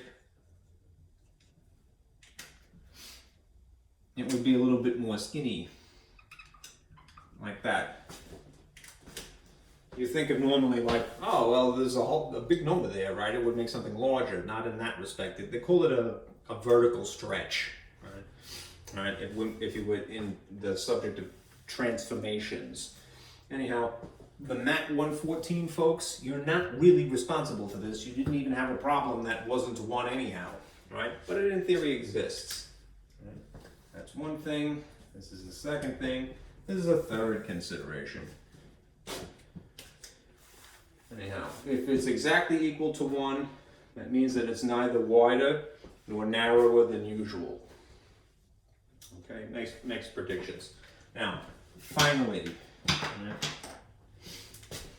this is basically a preliminary step, and this is really the first thing you do, and this is perhaps the second thing that you do, and here's now a third thing, right? Looking for the vertex. You're going to decide how to go about doing that, right, based upon whether you have something in the standard form, in which case there's very little work involved. You just have to pluck out the number here and pair them together, right? That's if you have it in standard vertex form. If you have it in the general function form, there's a formula that you're going to employ.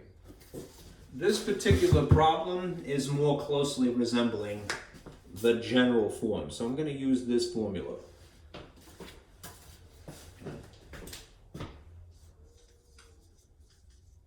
The things given in general form, right? x is equal to negative b sitting on top of 2a. Formula.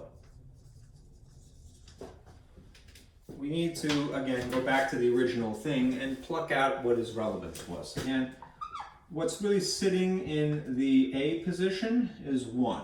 What's sitting in the B position is apparently negative 6.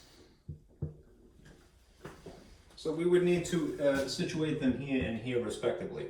What I want to encourage you to do is wrap little parentheses around the variable as a little pocket, because you don't want to inadvertently ignore some coincidental negative sign.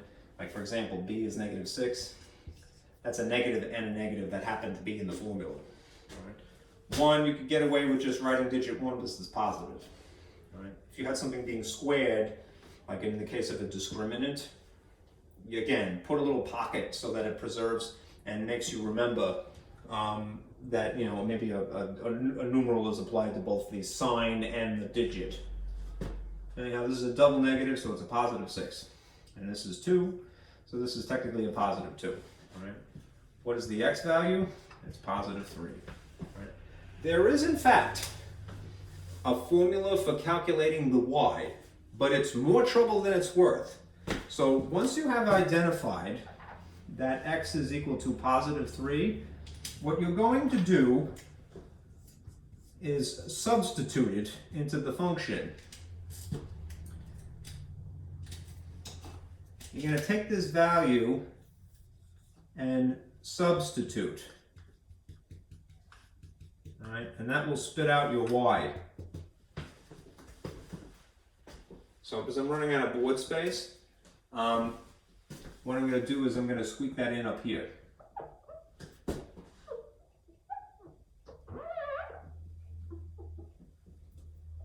Okay, again, little parentheses.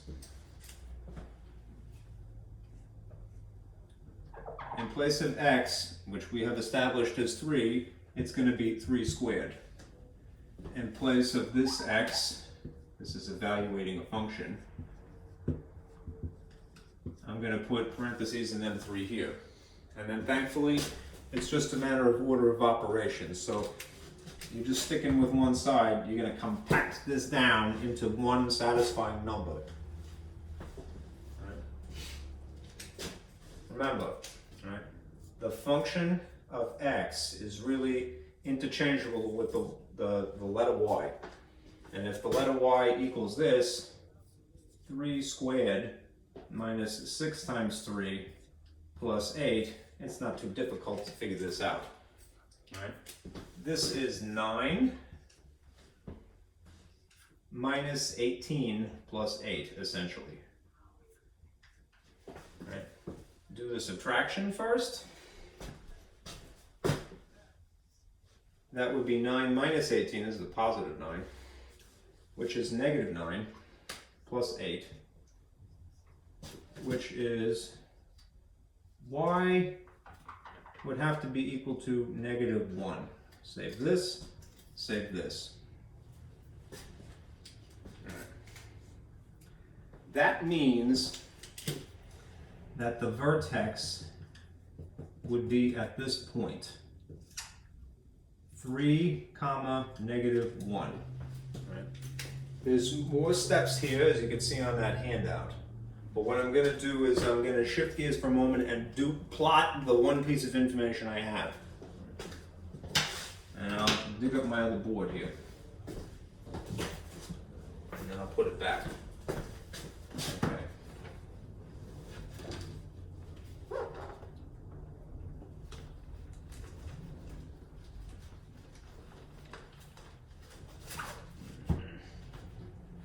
Work with me, please.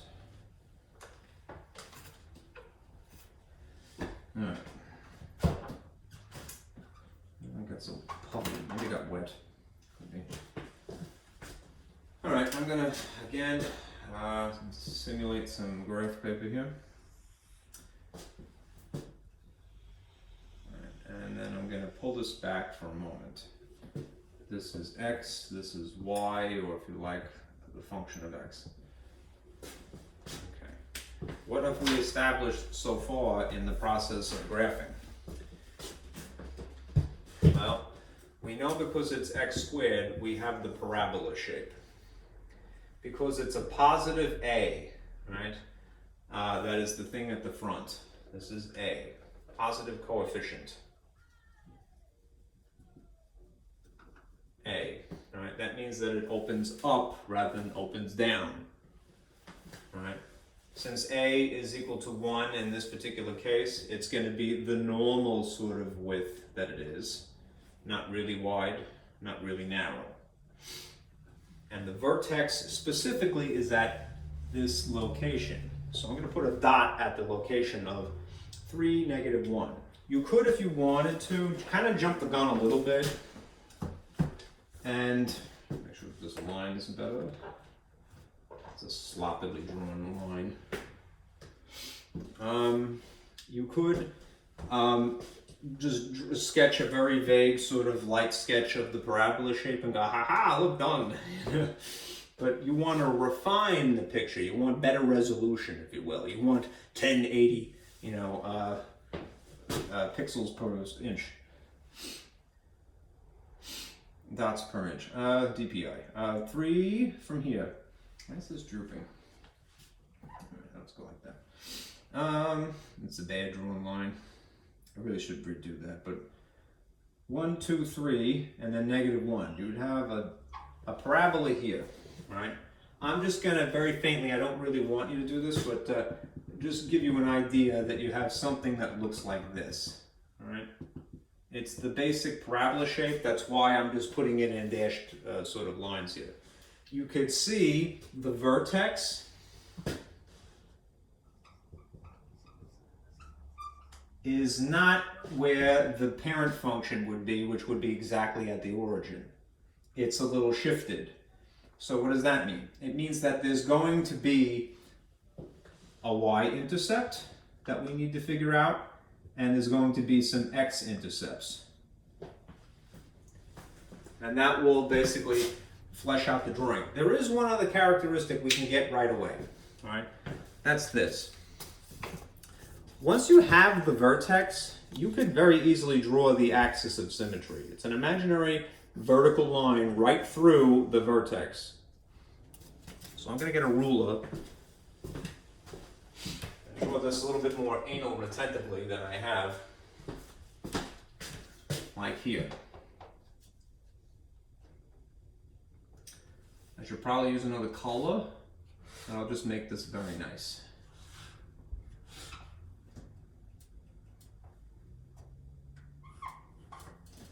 Okay. This, let me put that over here before it falls over. This is known as the Axis of Symmetry. Right? The Axis of Symmetry is like a mirror, if you will.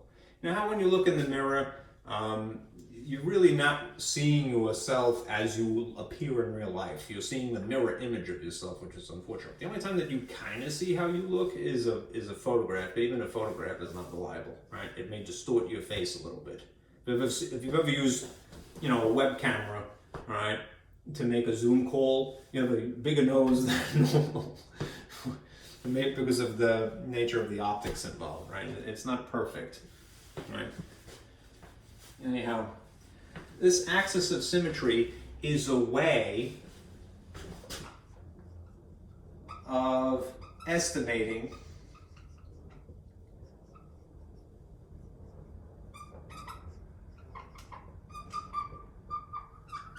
additional points.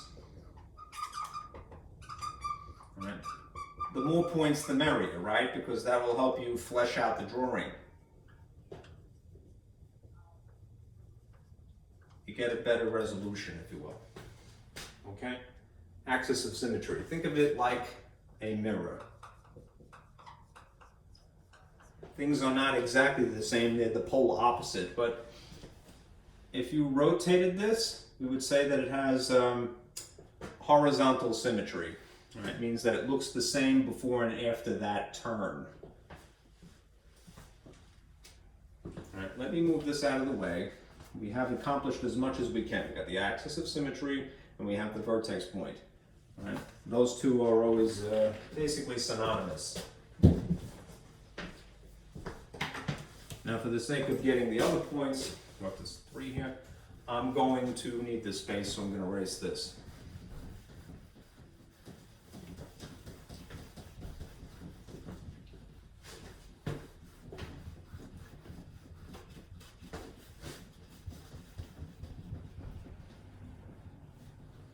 Okay, and now I'm going to put back what was here, x,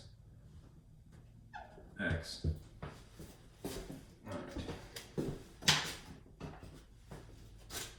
Let's see.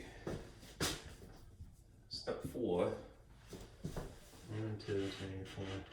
Well, I guess yeah. The axis of symmetry was established. Right. Step 5. Right. Let's get the X-intercepts. You remember probably from graphing linear equations a slightly more brute force way. Not as elegant as y equals mx plus b, slope-intercept method, if you will. All right? That the trick to graphing a straight line, which just needs 2 dots, right, is to strategically put a 0 in place of y. So if this is y minus plus 8, and I strategically insert a 0 here. I now have something that I could employ quadratic equation methods to solve, which is in this case usually that means factoring and the 0 product rule.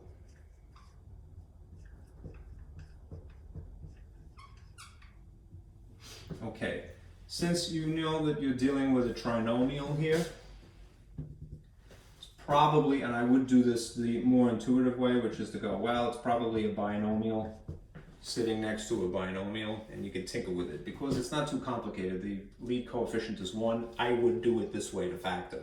Right? If you had something uglier, then you might say, might try AC product pairs or even the quadratic formula.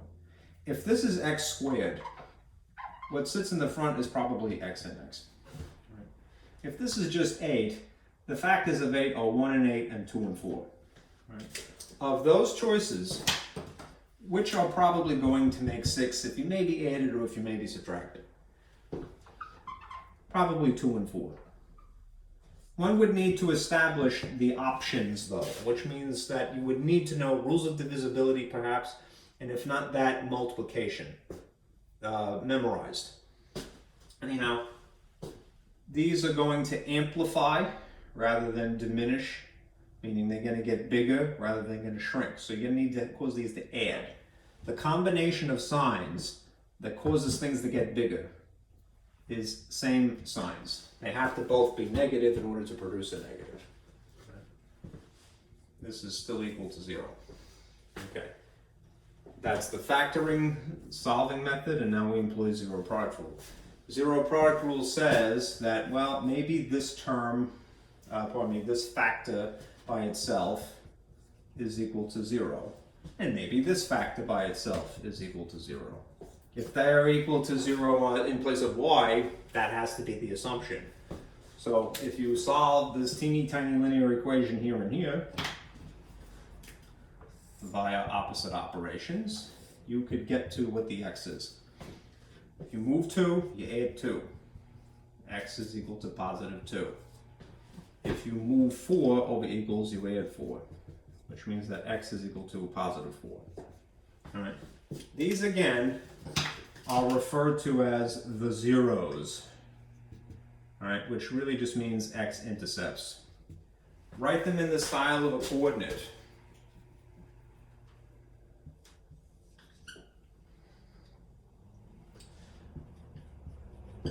So you will have an x-intercept at the location of positive 2, 0, because that's an x value, and there's a second one, positive 4, 0. If you go back to our drawing, you could again refine the picture.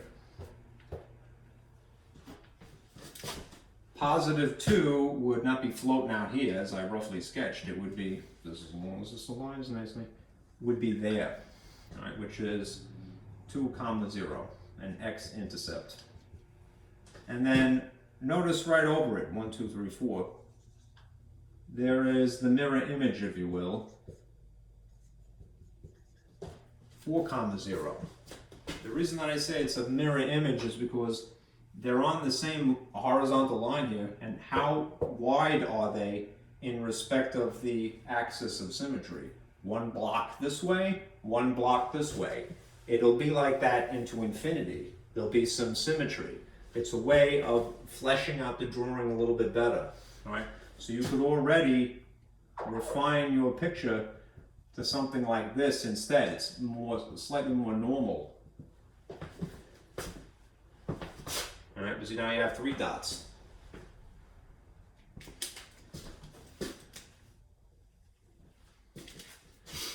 All right, we need an X-intercept. We need a Y-intercept now.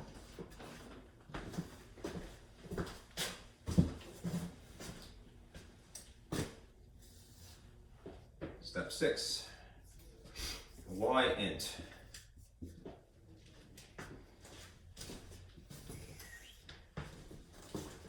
Well, just like the X-intercept, it involves substituting a 0, right? But you're going to stick a 0 in place of the x's. This is actually going to be easier.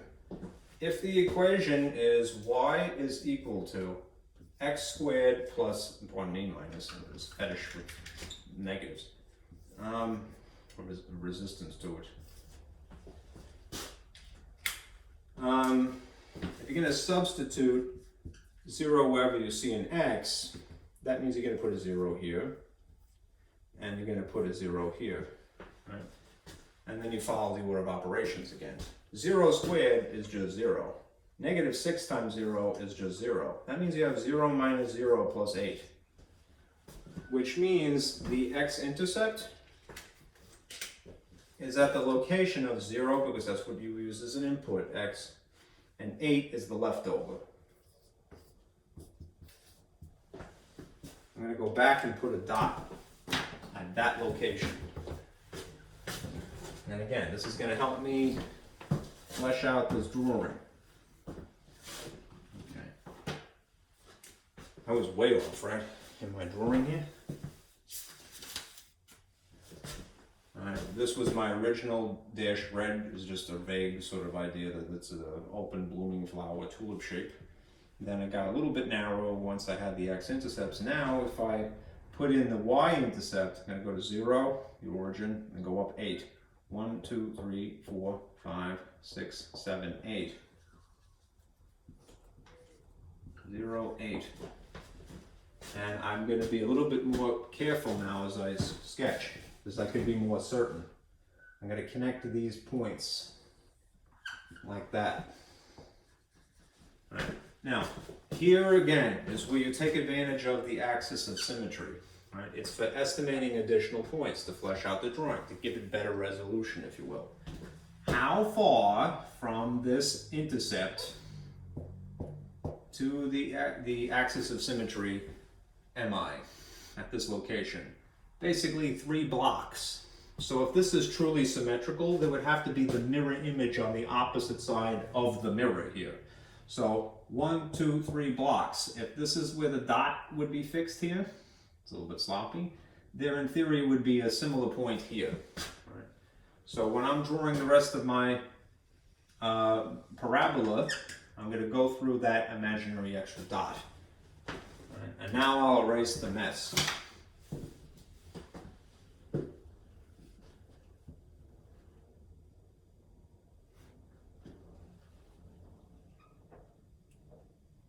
As you can see, it's a little tedious, but it's definitely a strategy. Right? You have a natural, opening upward, not narrow, not wide parabola. And it has 2 x-intercepts, and in this case it has a y-intercept that's not in the same location as the vertex. Okay?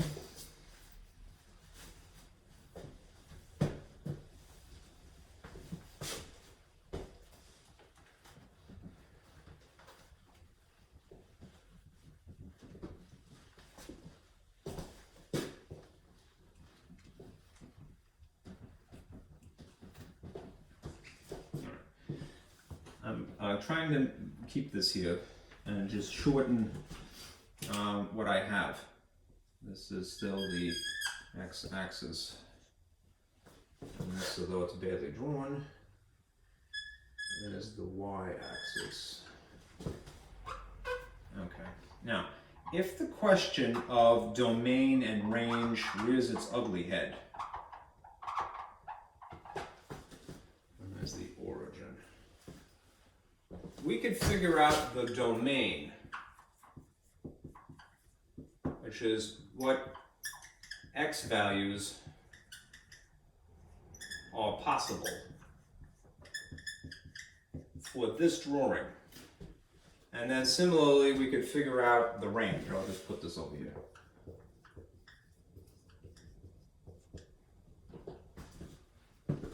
Which is what y values are possible for this drawing. All right. Now, let me refer back to this piece of paper, because it does actually tell you in general. See the square drawing, which is the parabola shape. Down here in what is called interval notation, again, MAT-114 people, you're not really responsible for this, but it's still useful. The domain is symbolized by negative infinity and positive infinity. It kind of looks like a coordinate. Unfortunately, it looks like ordered pairs. It's not really. All right. These are both x's, the infinity symbols in the domain. Underneath it, you see the range, which is abbreviated by interval notation, bracket 0, comma, infinity. If you have something that's basically like that, that would be almost exactly what the range is for this problem, right? Remember, let me just show you very quickly. You're not, again, responsible for this. Interval notation is an abbreviation. Right? You might see a number, comma, a number, and like this. Or you might see a bracket, and then another bracket. Right? Whatever is sitting in the first space is the left boundary. Right? Whatever is sitting in the right space is the right boundary, at least from the perspective of x. Instead of left, you could say lower, or the one that's down, or upper. Right? So you're going to have a number that basically signifies how far to the left you're allowed to look. You're going to have a number that specifies how far to the right you're going to look. A bracket means included. A parentheses means not included. It's just a reference. A place to start looking. All right. In our case, you see these arrows that I've indicated here? The arrows are there for a purpose. Arrows signify infinity. All right, so if you see an upward pointing arrow, all right, it means that it goes beyond this picture this way. All right, if you see an arrow here, that the picture goes beyond, the values go beyond the edges of this piece of paper here, right? Arrows signify infinity, right? So when we're talking about the domain specifically, we want to know what the x values are that are possible. Because this is curved upwards so dramatically, it's kind of hard to tell naturally, but basically, because it's curved, that is not straight up, right? X's go to infinity in this direction, right? Very slowly, but the x values would progress more and more and more and more and more this way. And on the flip side, again, because this is curved, It's not flat straight up. The x values increase in this direction.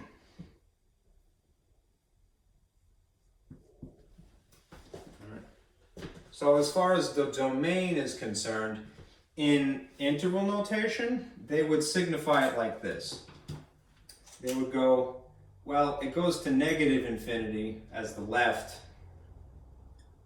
comma, and it goes to positive infinity all the way to the right.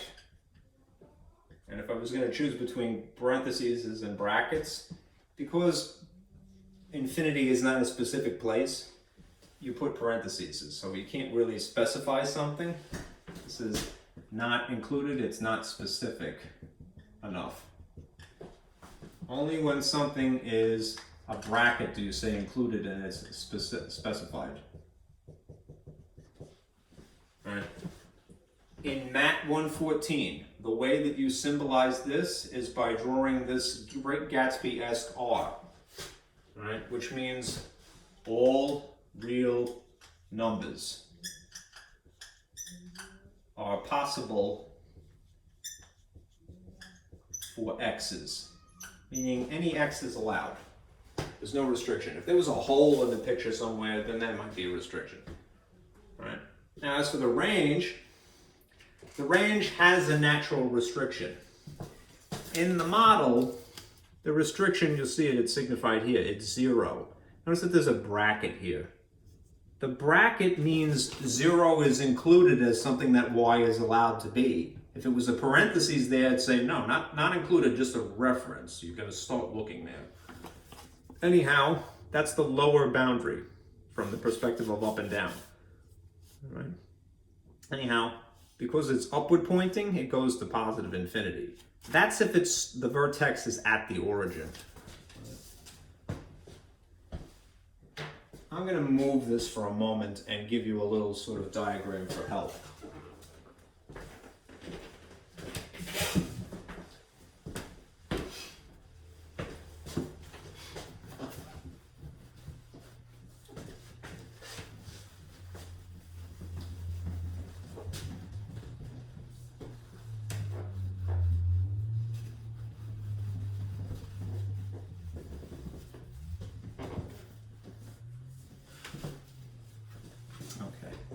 When you're dealing with parabolas, and you will be for anything that's quadratic, if they ask you,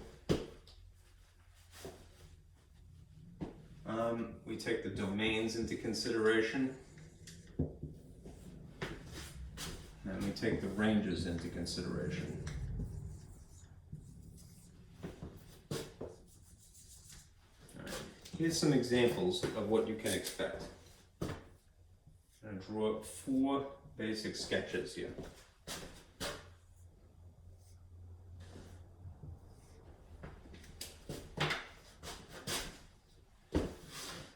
Here's your standard parabola opening up.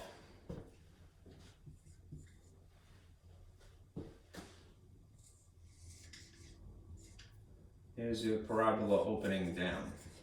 Again, this is think x's when you think domain. Think y's when you think range.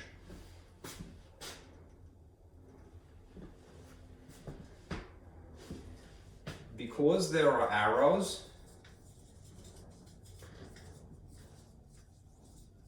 in one instance is basically pointing up, and then in a second instance pointing down. This is usually the case, as already talked about. It goes from negative infinity to positive infinity. And neither of those are specified because it's infinity, right? But what we could say is this: Great Gatsby R, all real numbers for x's. Right? That's virtually the case all of the time. That's usually the case, right? Unless there's a hole or something like that, and that's not going to happen. Right, in MAT-114, and probably not so much in even 129. Right? If you had a parabola that looks like this, kind of off somewhere, one way or another, from this perspective, it's the vertex, but it's a minimum. It's the low point, right? And from this perspective, this is a maximum.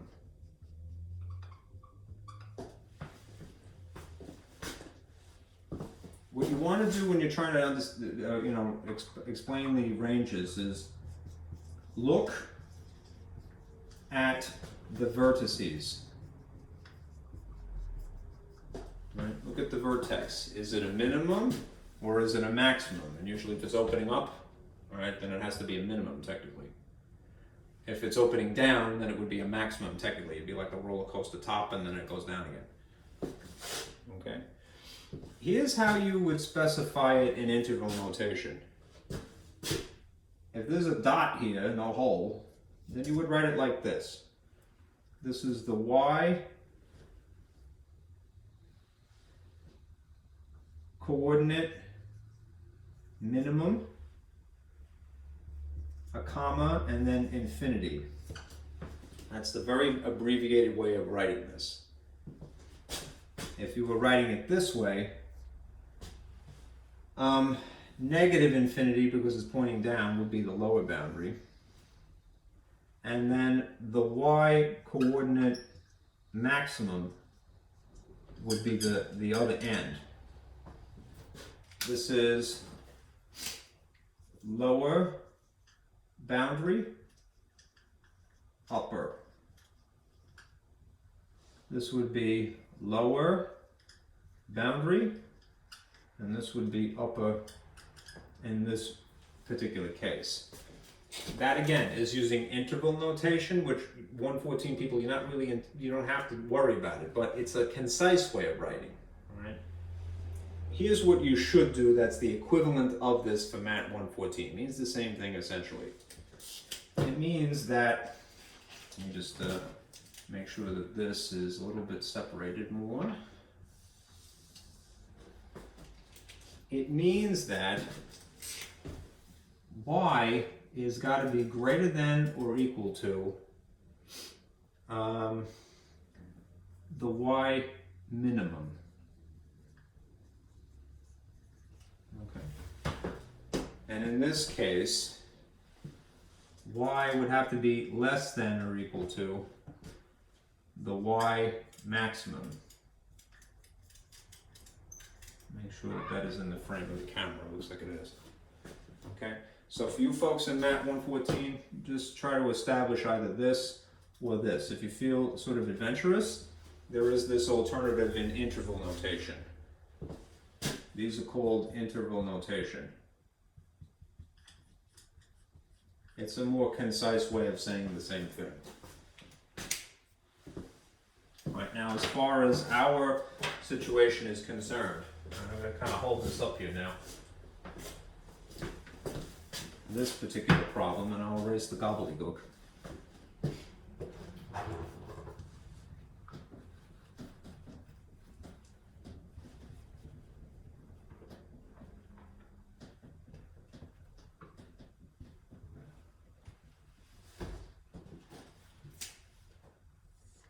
We've established that x's are headed this way, basically, and simultaneously headed this way. That's the domain which is often specified like that in interval notation. For our purposes, we use the Great Gatsby R. I mean a 1920s stylized R here. It's not officially called that, it's just what I call it. As for the y's, which of these two situations does ours most closely resemble? It's opening up, so it's more like this situation, right? That means that the range would be whatever the y coordinate is here, comma infinity, because infinity is going upward with the arrows. Or we could write it like this: y is equal to whatever that y minimum is, but it has to be something bigger than that as well. From this perspective, y is greater than that point up. So, what was this point? Just wrote on myself again. What's this coordinate? this vertex, which is a minimum, it's a low point, it was, I'm gonna get rid of this around here. Too much stuff sitting around it.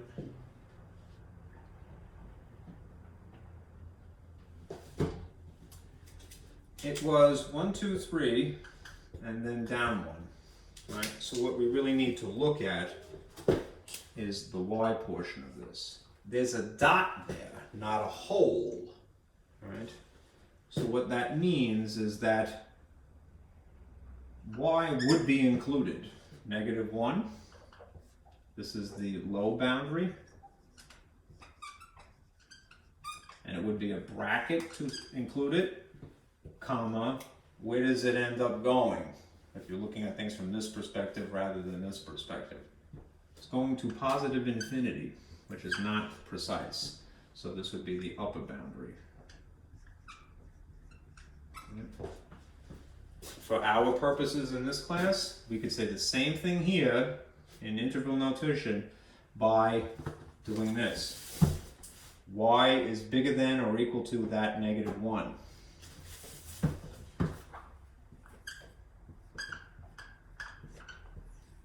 That's the range. It could be exactly equal to -1 because that's where it starts. Well, that's the low end, right? What could it be beyond that? Only things above that's greater. Okay? All right. I'm running a little low on time here, so let me do this. If you look at the word problems, here's a quadratic word problem, if you will. And it's about the moon landing. Written in green here, we'll do this. It's just, this is evaluating, straightforward stuff. All right. On July 20th, 1969, the Eagle spacecraft, which is what Neil Armstrong famously and Buzz Aldrin, and I forget the poor third guy. Who was the third guy? Was it Alan Shepard, perhaps, one of the astronauts? Kick me for not knowing American history when I'm an American. But landed on the moon, all right? The velocity of which in meters per second was a function of time. You could describe his velocity, which is essentially the speed in a specific direction, using this function. Simultaneously, the height of the spacecraft above the moon's surface, which is called h, height, was also a function of time. It could be described by this alternative red function here. They use g just to distinguish it from the first one. All right. Find the velocity and the height at 3 seconds, and then at 0 seconds. All right. That's too easy. All right. It's just substitution and following the order of operations.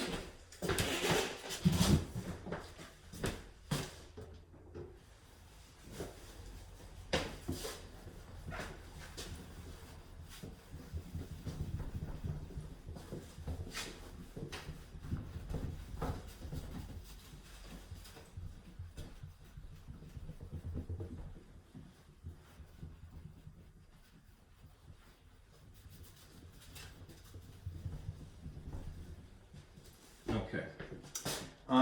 Let's see. I'm going to call this A and B. And then, let's see. This is velocity. Think of that as being speed. It's synonymous. They're not exactly the same. Speed is it's speed in a direction and down, essentially. And then this is height. Okay. All right. Velocity at 3 seconds. Height at 3 seconds. You can calculate. And then the velocity at 0 seconds. And then the velocity, pardon me, the height at 0 seconds. Getting this put out now. Okay. you have to just choose the right equation. Maybe I shouldn't have been too specific about my colors here, but these are the markers I have to work with. If we're talking about velocity, then this is the equation as it's written on the paper. F of t is equal to, let's see, 3.2 t, t is time, right, plus 0.45, right? Since you're looking for velocities in both of these cases, you're going to use this equation twice. Okay. And then g's for heights, weirdly, is 1.6 t squared, right, plus 0.45 t. It's no coincidence, actually, that some of these features are the same. Like you notice that there's 0.45 here, and then there's 0.45 here, and then there's 1.6, and then there's exactly double that. In a calculus class, one could be derived, one equation could be derived from the other. All right. Anyhow, if you're going to basically calculate velocities, and v of t, pardon me, f of t is velocity, and g of t is height, and height just by another label, then you're just going to substitute 3 in place of time, right, and do the calculation. If you stuck 3 in place of this, all right, 3.2 times 3 is equal to 9.6, right, which if you add to 0.45, line up your decimal places, right, the velocity would be equal to 10.05 meters per second. Again, it's like a speed, right? It's a speed in a specific direction, and it's meters because it's science, right? If you stuck 0, you see how fast the object is traveling, the craft, the eagle, right? You would put a 0 here instead, right? Which makes the calculation easier. 3.2 times 0 is just 0. So it might seem a little hard to believe, but at 0 seconds, it technically was still had a velocity, right? Even though that's touchdown, all right? There's a rapid change in that interval of time, 0 seconds, of energy from being, you know, in motion to not in motion, right? That's why there's probably heat, right? Anyhow, 0 plus 0.5 is 0.45 is 0.45 meters per second. It will leave an impact, you know, crater, you know, in the process. Okay. If you calculate the height, you're using this equation, of course. Let's see.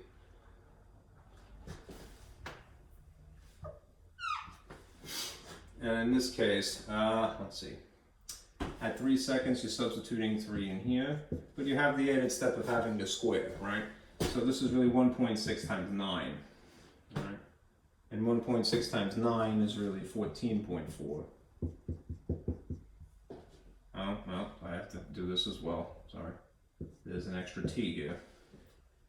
And this is 1.3435.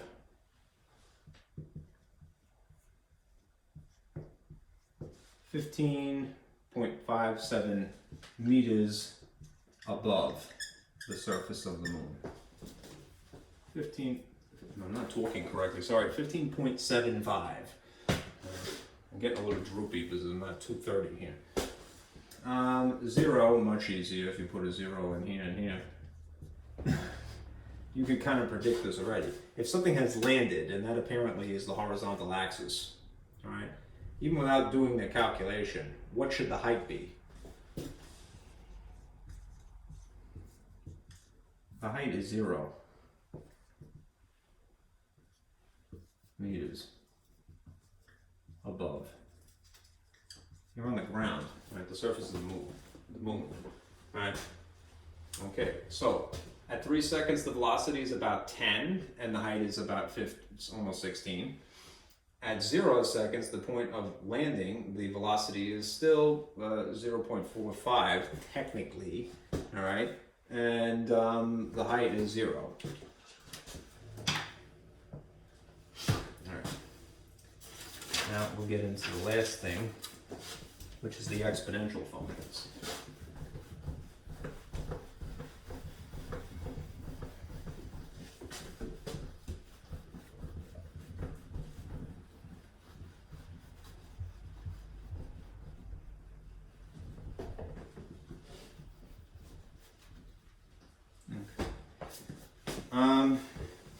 Is the two types that you'll see of exponential functions. And I kind of gave you an overview of this already, but just to reiterate, there's two types. There's the type with any base number, and then there's the type that is specifically base E. E is famously 2.71, I never remember it entirely.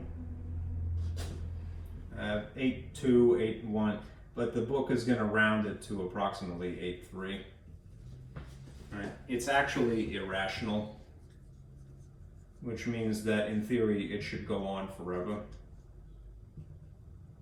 Right. It's called Euler's number, Euler's constant, and it comes from finance. Right.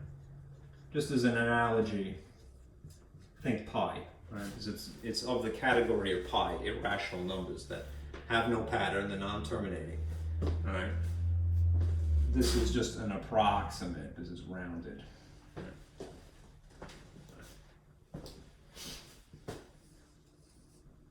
It's like pi. All right.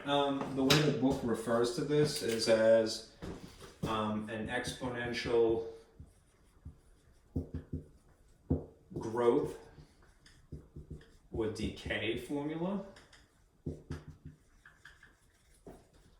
And then in this instance, it calls it just natural exponential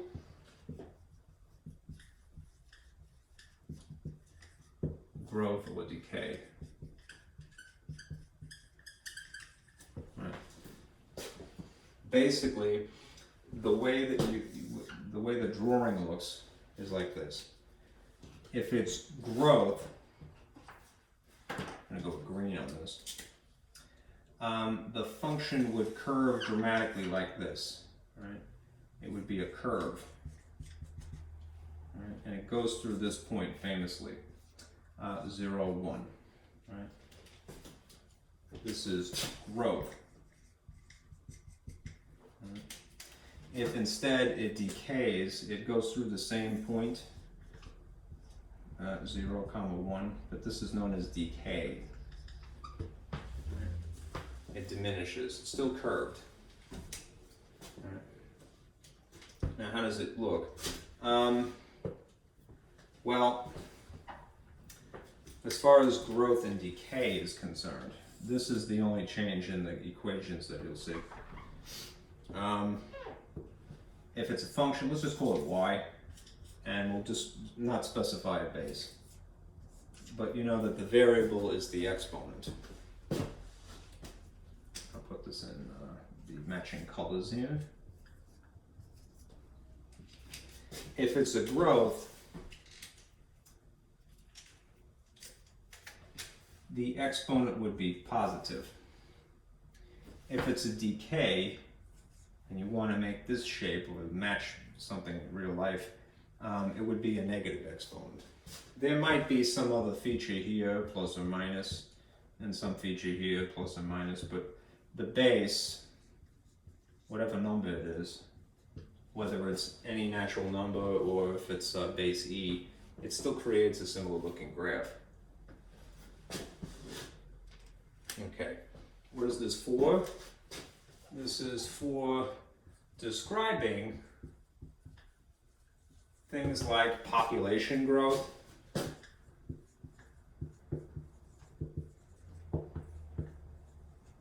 the growth of bacteria,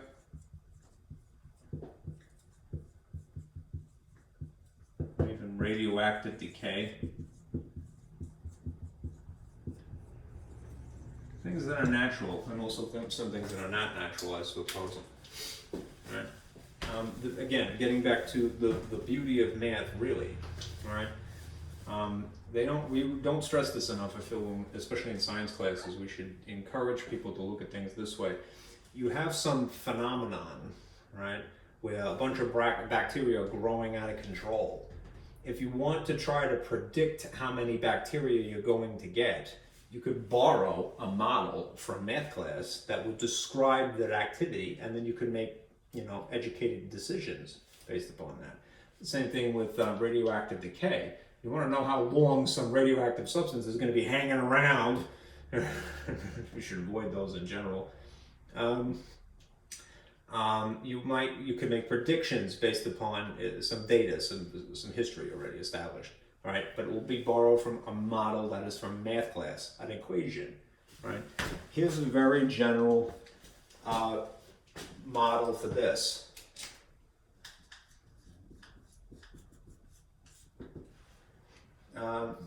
For the function, a lot of times they'll use a capital P, as in population, and T as in time.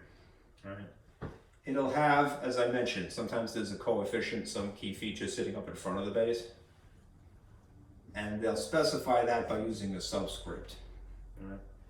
And then there's A as in any base, and then there's some interesting features up here in superscript. Right, just to be clear, A is the base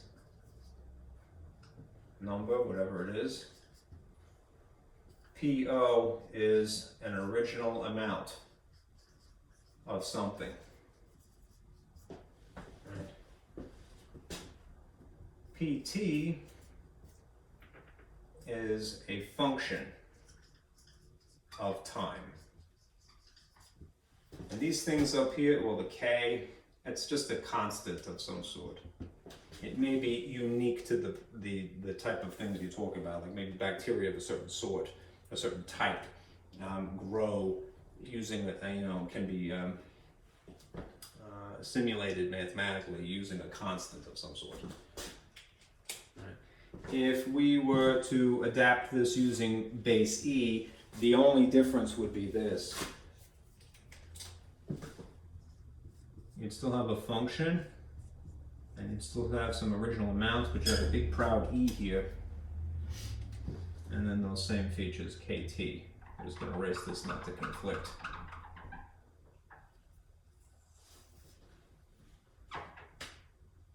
Right. E is the base. P of O, P subscript O is the original amount of something. And PT is a function of time. This is a T, I swear. It's a script T. Just sloppily drawn. Okay. All right. Let me point out some things on your calculator. And again, ideally you will have had this type for this class, MAT-114. If you are looking to raise something to an exponent, there is this button, which I want to spell caret, I believe is how it's spelled, like almost like gold. It certainly sounds like carrot as in the vegetable. All right, but vegetable. rather slowly, vegetable. All right, it's not a carrot. All right, I believe it's spelled with a K actually, or maybe a C, something like that. Anyhow, it's phonetic. All right, if you press this button, it allows you to get things into exponential form. Right. If you're trying to get to E for some reason, you want E, all right, you will have to hit this key sequence. You'll have to hit second, and then this is called capital N. It's called natural log. It's just sort of backwards. Right? But press the second button first. You'll notice behind the button that there's an E. Okay. Okay. Let's do these two word problems, and then we'll do one brute force thing, perhaps, if there's time. I'm going into 3 hours here. Oh boy.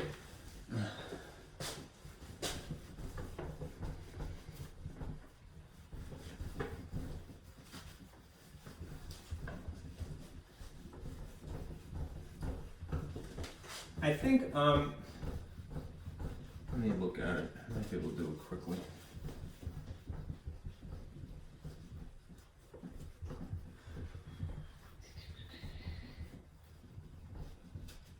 Waste so much time, believe it or not, erasing and taking the caps on and off.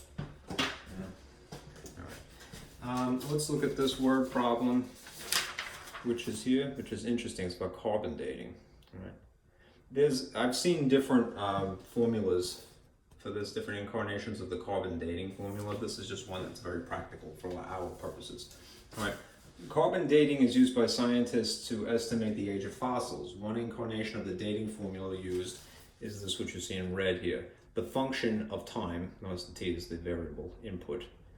That is PO, the base is 2, and then there's this ratio in superscript. Negative time over 5,600.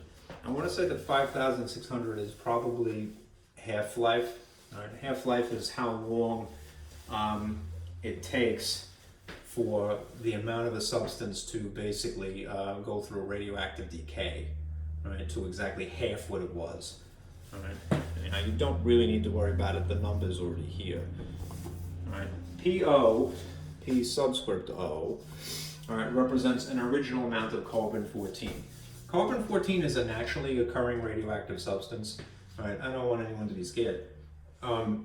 Radioactive substances are all around us even as we speak, and not because of weapons or power plants.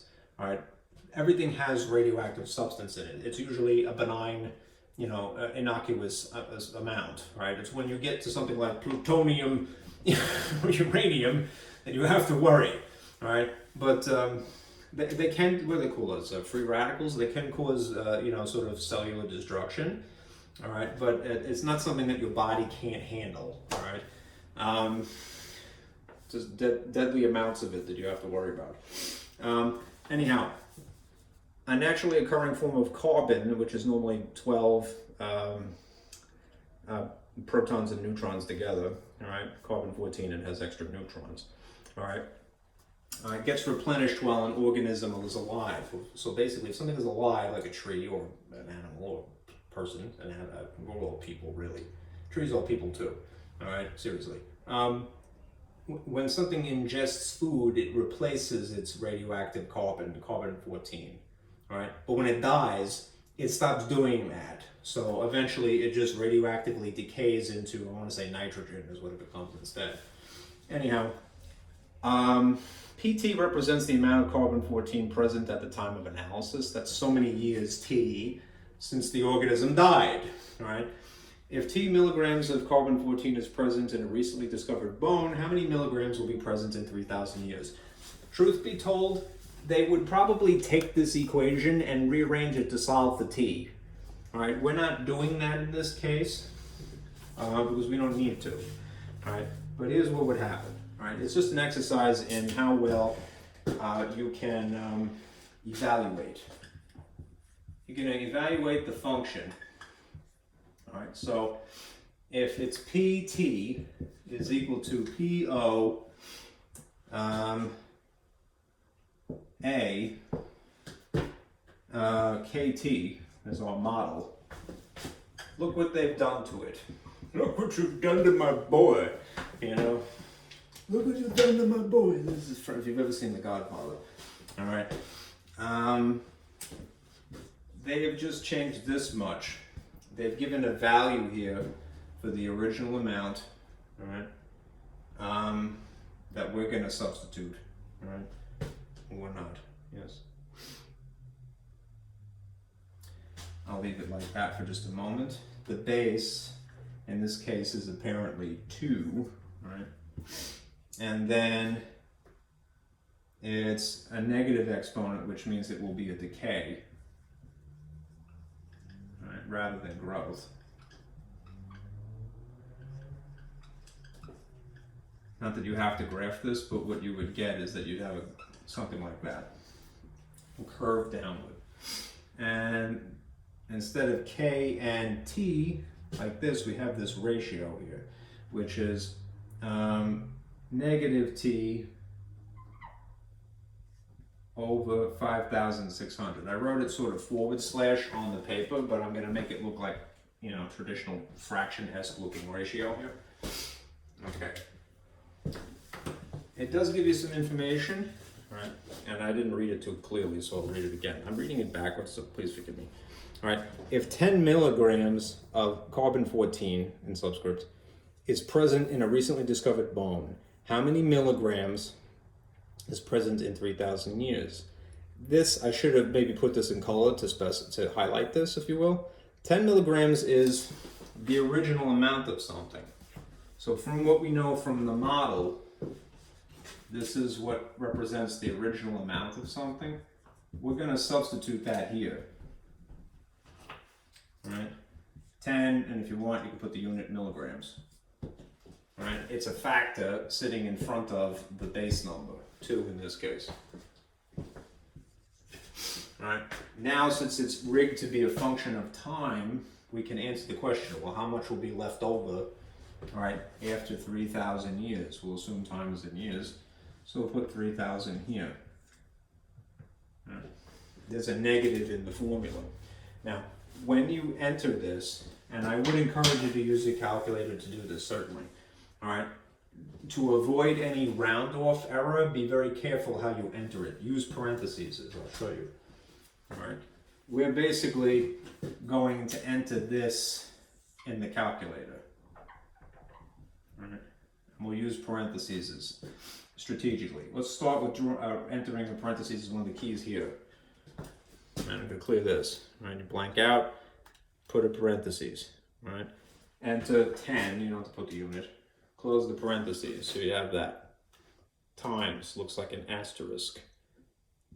Right. And since it's just base 2, you don't have to go hunting for E, put 2. All right. Then use the upward pointing arrow here, known as caret, sorry for the reflection. All right. And then what I would purposely do is use another parentheses. It's not in the formula, but you want to make sure that it's understood that these two things are grouped together.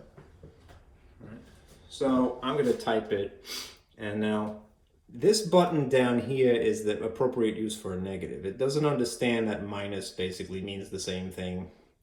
So just be careful of your Texas Instrument calculator if it's finicky. Minus 3,000, division looks like a forward slash, and then 5,600 for the half-life, it looks like. All right, and you close the parentheses to be a good sport, okay? And avoid syntax errors. And it spits this out. 6.898, so forth. All right, so if this evaluated at 3,000 years equals 6.898, whatever it is, into infinity, and that's milligrams, you could round this now, dead last. I would do this. I would say, well, if this is 2 digits, all right, let's say that this is about 6.9 milligrams, 2 digits. All right, it's a measurement, so I'm going to assume that this is a significant digit here. All right, 6.9 milligrams of the original substance.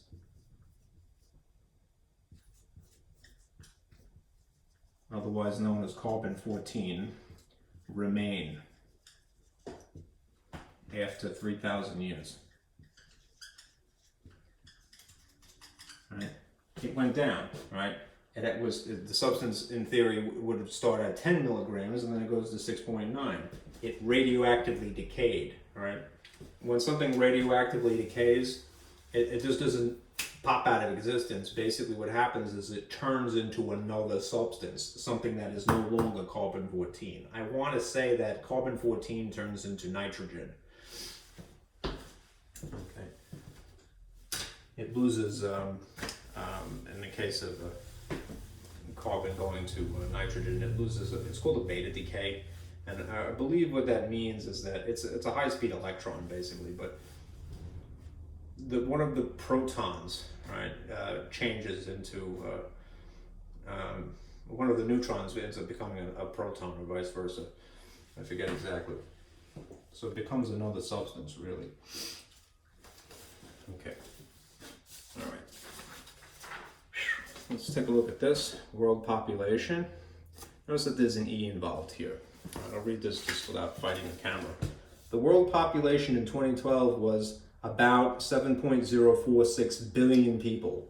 Assuming that the world population will continue to grow exponentially at a rate of 1.2% per year, the expected world population in billions of people, T years after 2020, that's not specified, can be calculated by this formula, which you see here, right, with a base E. Right. Determine the expected world population in 2018.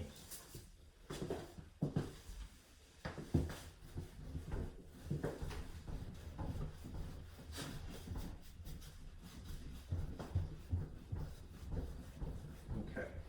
This last problem for carbon dating was a decay problem. And again, when something decays, this is basically the shape of its graph. When something grows, right, exponentially, it's almost the same graph in reverse, really. It goes through the same point, 0, 1, 0, 1, right, minimally. Right? This population growth, world population growth, will be indeed a graph that looks like this. In fact, there's a picture of it that I wanted to photocopy, but my printer doesn't work today. I'll just sort of point at it here. Right? Give you a feel for it. Right? Here you see a graph of world population, and it has that distinctive curve. They only limited the scope to, as often is the case with examples, quadrant 1. Right? But being a mathy person, as we are, you get 4 quadrants, not just 1. Right? In theory, that's what's possible, mathematically speaking. Anyhow, here's the formula. 7.046 apparently times E. Right? And this is what you have up here, T. All right, again, here's our model. Right? Our model looks like this. Right? We're just substituting this factor. The base is the same, and apparently the constant in this case is just 0.012. That's 1.2% written in the style of a decimal. Right? So you're just gonna, it's plug and play. You gotta just substitute the value of T. T, however, is years since 2012. So how many in 2018 is that? All right. You're not going to put 2018 here. You're going to do the difference. All right. What's 2018 minus 2012? 6. Right. So you're going to substitute a 6 in place of time, and therefore a 6 will go here. All right. Be anal retentive when you do this. Use a lot of parentheses. All right. When you enter it into your calculator. All right. In this case, clear this out. I'm going to use the parentheses. Again, I hope the glare doesn't make it difficult. 7.046 times, it's the asterisk. This is what I was mentioning before. If you want to get E, ln, which stands for natural log, right? Ex is behind it. You need, in order to engage that, you have to hit this key sequence. And notice an E shows up here, and the upward pointing arrow. Now type 0.012, that other 0 in the front is superfluous, but so what? Times 6, and then close the parentheses, right? And then hit enter, equals, and you might be able to see it, 7.275, whatever it is, all right? So this is 7 point, I'm reading it backwards, sorry, 572, DM camera. All right,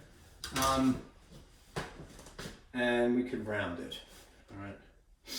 All right, let's just say it's about 7.57. right? Billion people.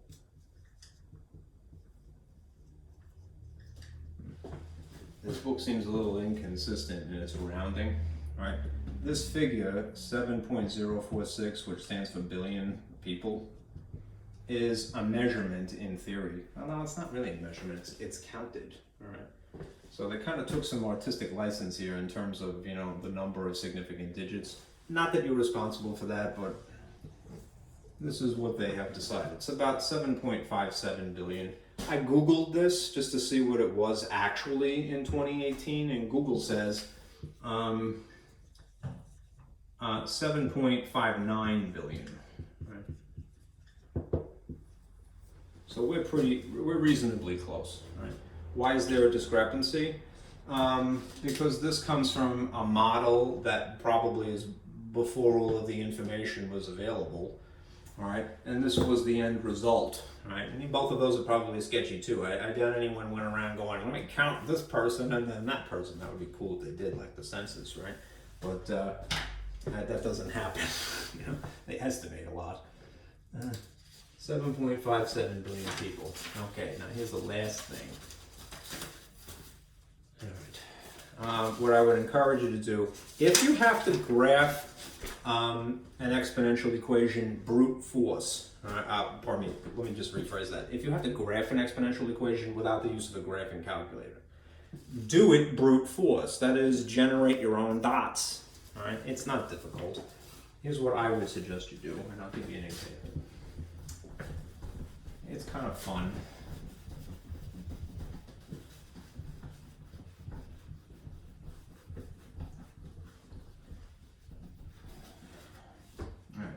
Make a table, right? Let's say that you had to graph this.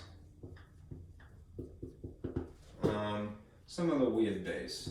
A half, you know, for the base. And here's the exponent, right? Make a graph like I had you print out a while back, an input-output table, right? Here's the function, and here's the output. And here's they are as an ordered pair. Right. If you want to draw a nice picture, all right, you use as many input values as possible. In my original table from way back, I suggested -2, -1, 0, 1, and 2. Let's just add -3 and +3. All right. Input -3. Input -2. Input -1, 0, 1, and 2, and 3. Reason that I would do this is that, again, especially if you're doing it brute force, right, not using a machine, you're generating your own coordinates. The more the merrier. The more points that you have, the better resolution of the image you have. So, just be careful. You're inputting the input up here as an exponent. So if you have 1/2 raised to a -3, all right, a couple of things to remind you. When you have, this is just a model, a negative exponent, that, first of all, an exponent applies to both of these things. If you have a negative exponent, it causes things to flip. So what you would end up with is this right off the bat. And then you could apply this b to the n and a to the n. Right? That's the end result. Right? To make it a little bit more explicit, a -3,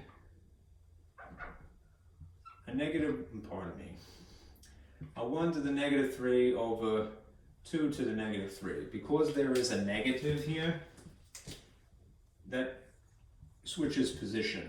Like this, right? And it's positive henceforth, right? 1 to the 3rd is just 1, right? 2 to the 3rd is just 8. A more concise way of writing that would be 8, and therefore your coordinates would be -3, 8. All right. I'll do these harder ones, and then I'll just tell you what the rest of them are. Right? If you applied -1/2 to -2 to 1/2, essentially the same thing, all right? it's 1 to the negative 2 and 2 to the negative 2, which again, because it's negative, it switches its position. Which means that this is 1 over 4, which is just 4. Alright, negative 2, 4. Alright, one more of these.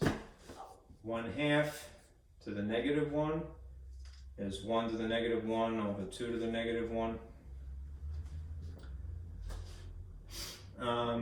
Because it's negative, it again switches its position.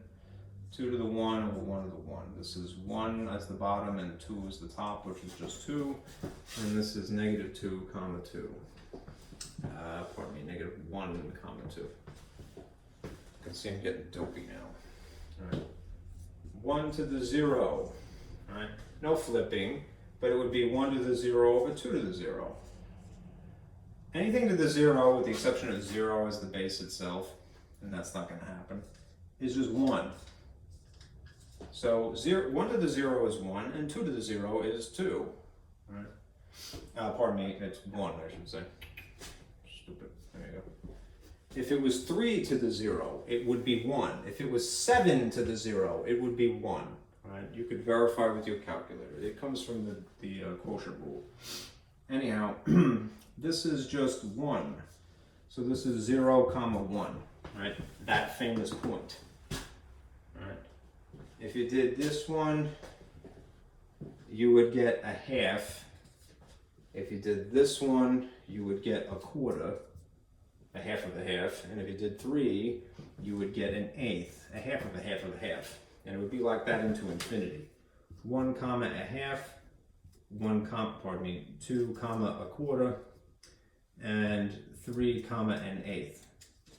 Now very quickly I will graph this, and then I will finally stop.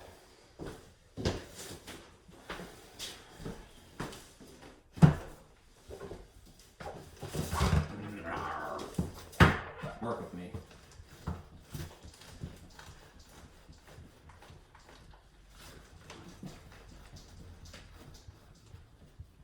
I'm going to show you how this fleshes out.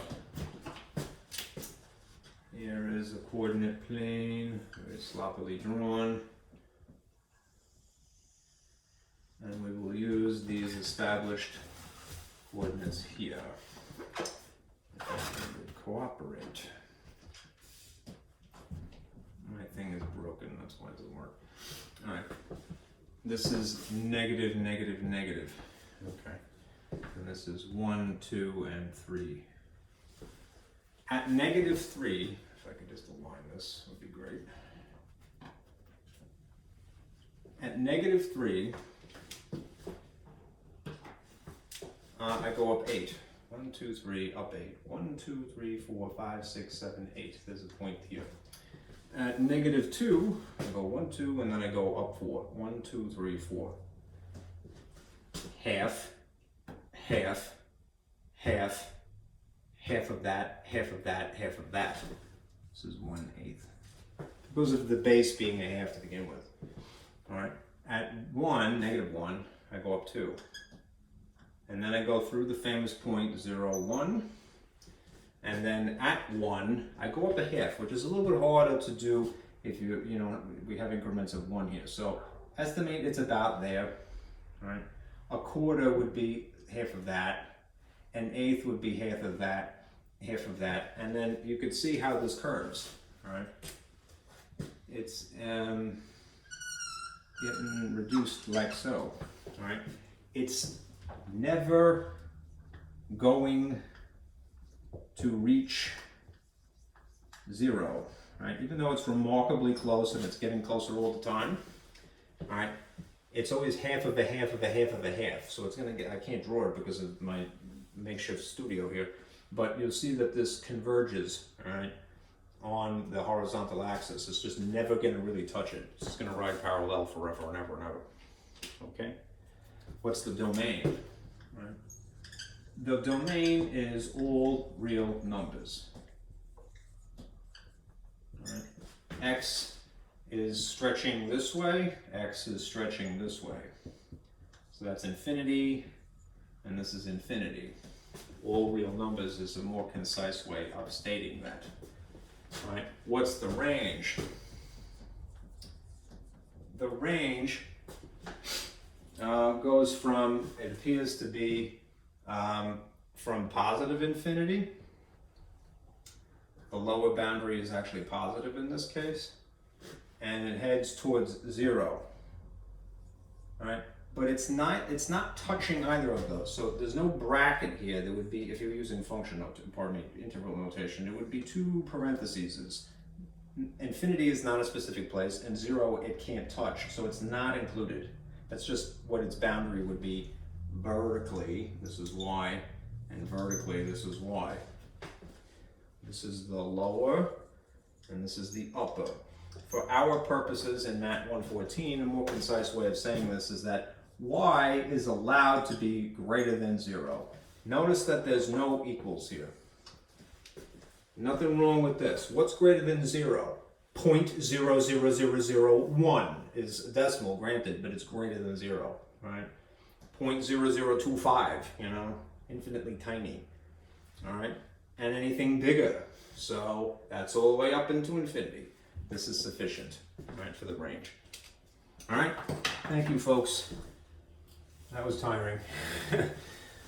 Like I said, try to catch up. The most important thing, especially in terms of your grade, it's the biggest chunk weight of your grade for your final average for the semester, are the homeworks. So where you should be is doing section 6.10, or try to catch up on things that you haven't done yet, right? It's gonna basically freeze up, all right, at the end of, I wanna say, Wednesday night, all right? So 11:59 p.m. on the 7th, something like that, okay? So don't wait until then to try to do your stuff. It's not really possible, all right? Do as much as you can. I'm gonna make an old-fashioned 10, 12 question test, and I'm gonna just mail it to you, okay? And then I'll go through it on Wednesday, right? You don't have to submit anything back to me. I can't really receive it, legitimately anyhow, so I can proctor it. Can't watch, right? So that's how I'm dealing with test number 1, right? It's a freebie, right? All right, take care and be careful out there.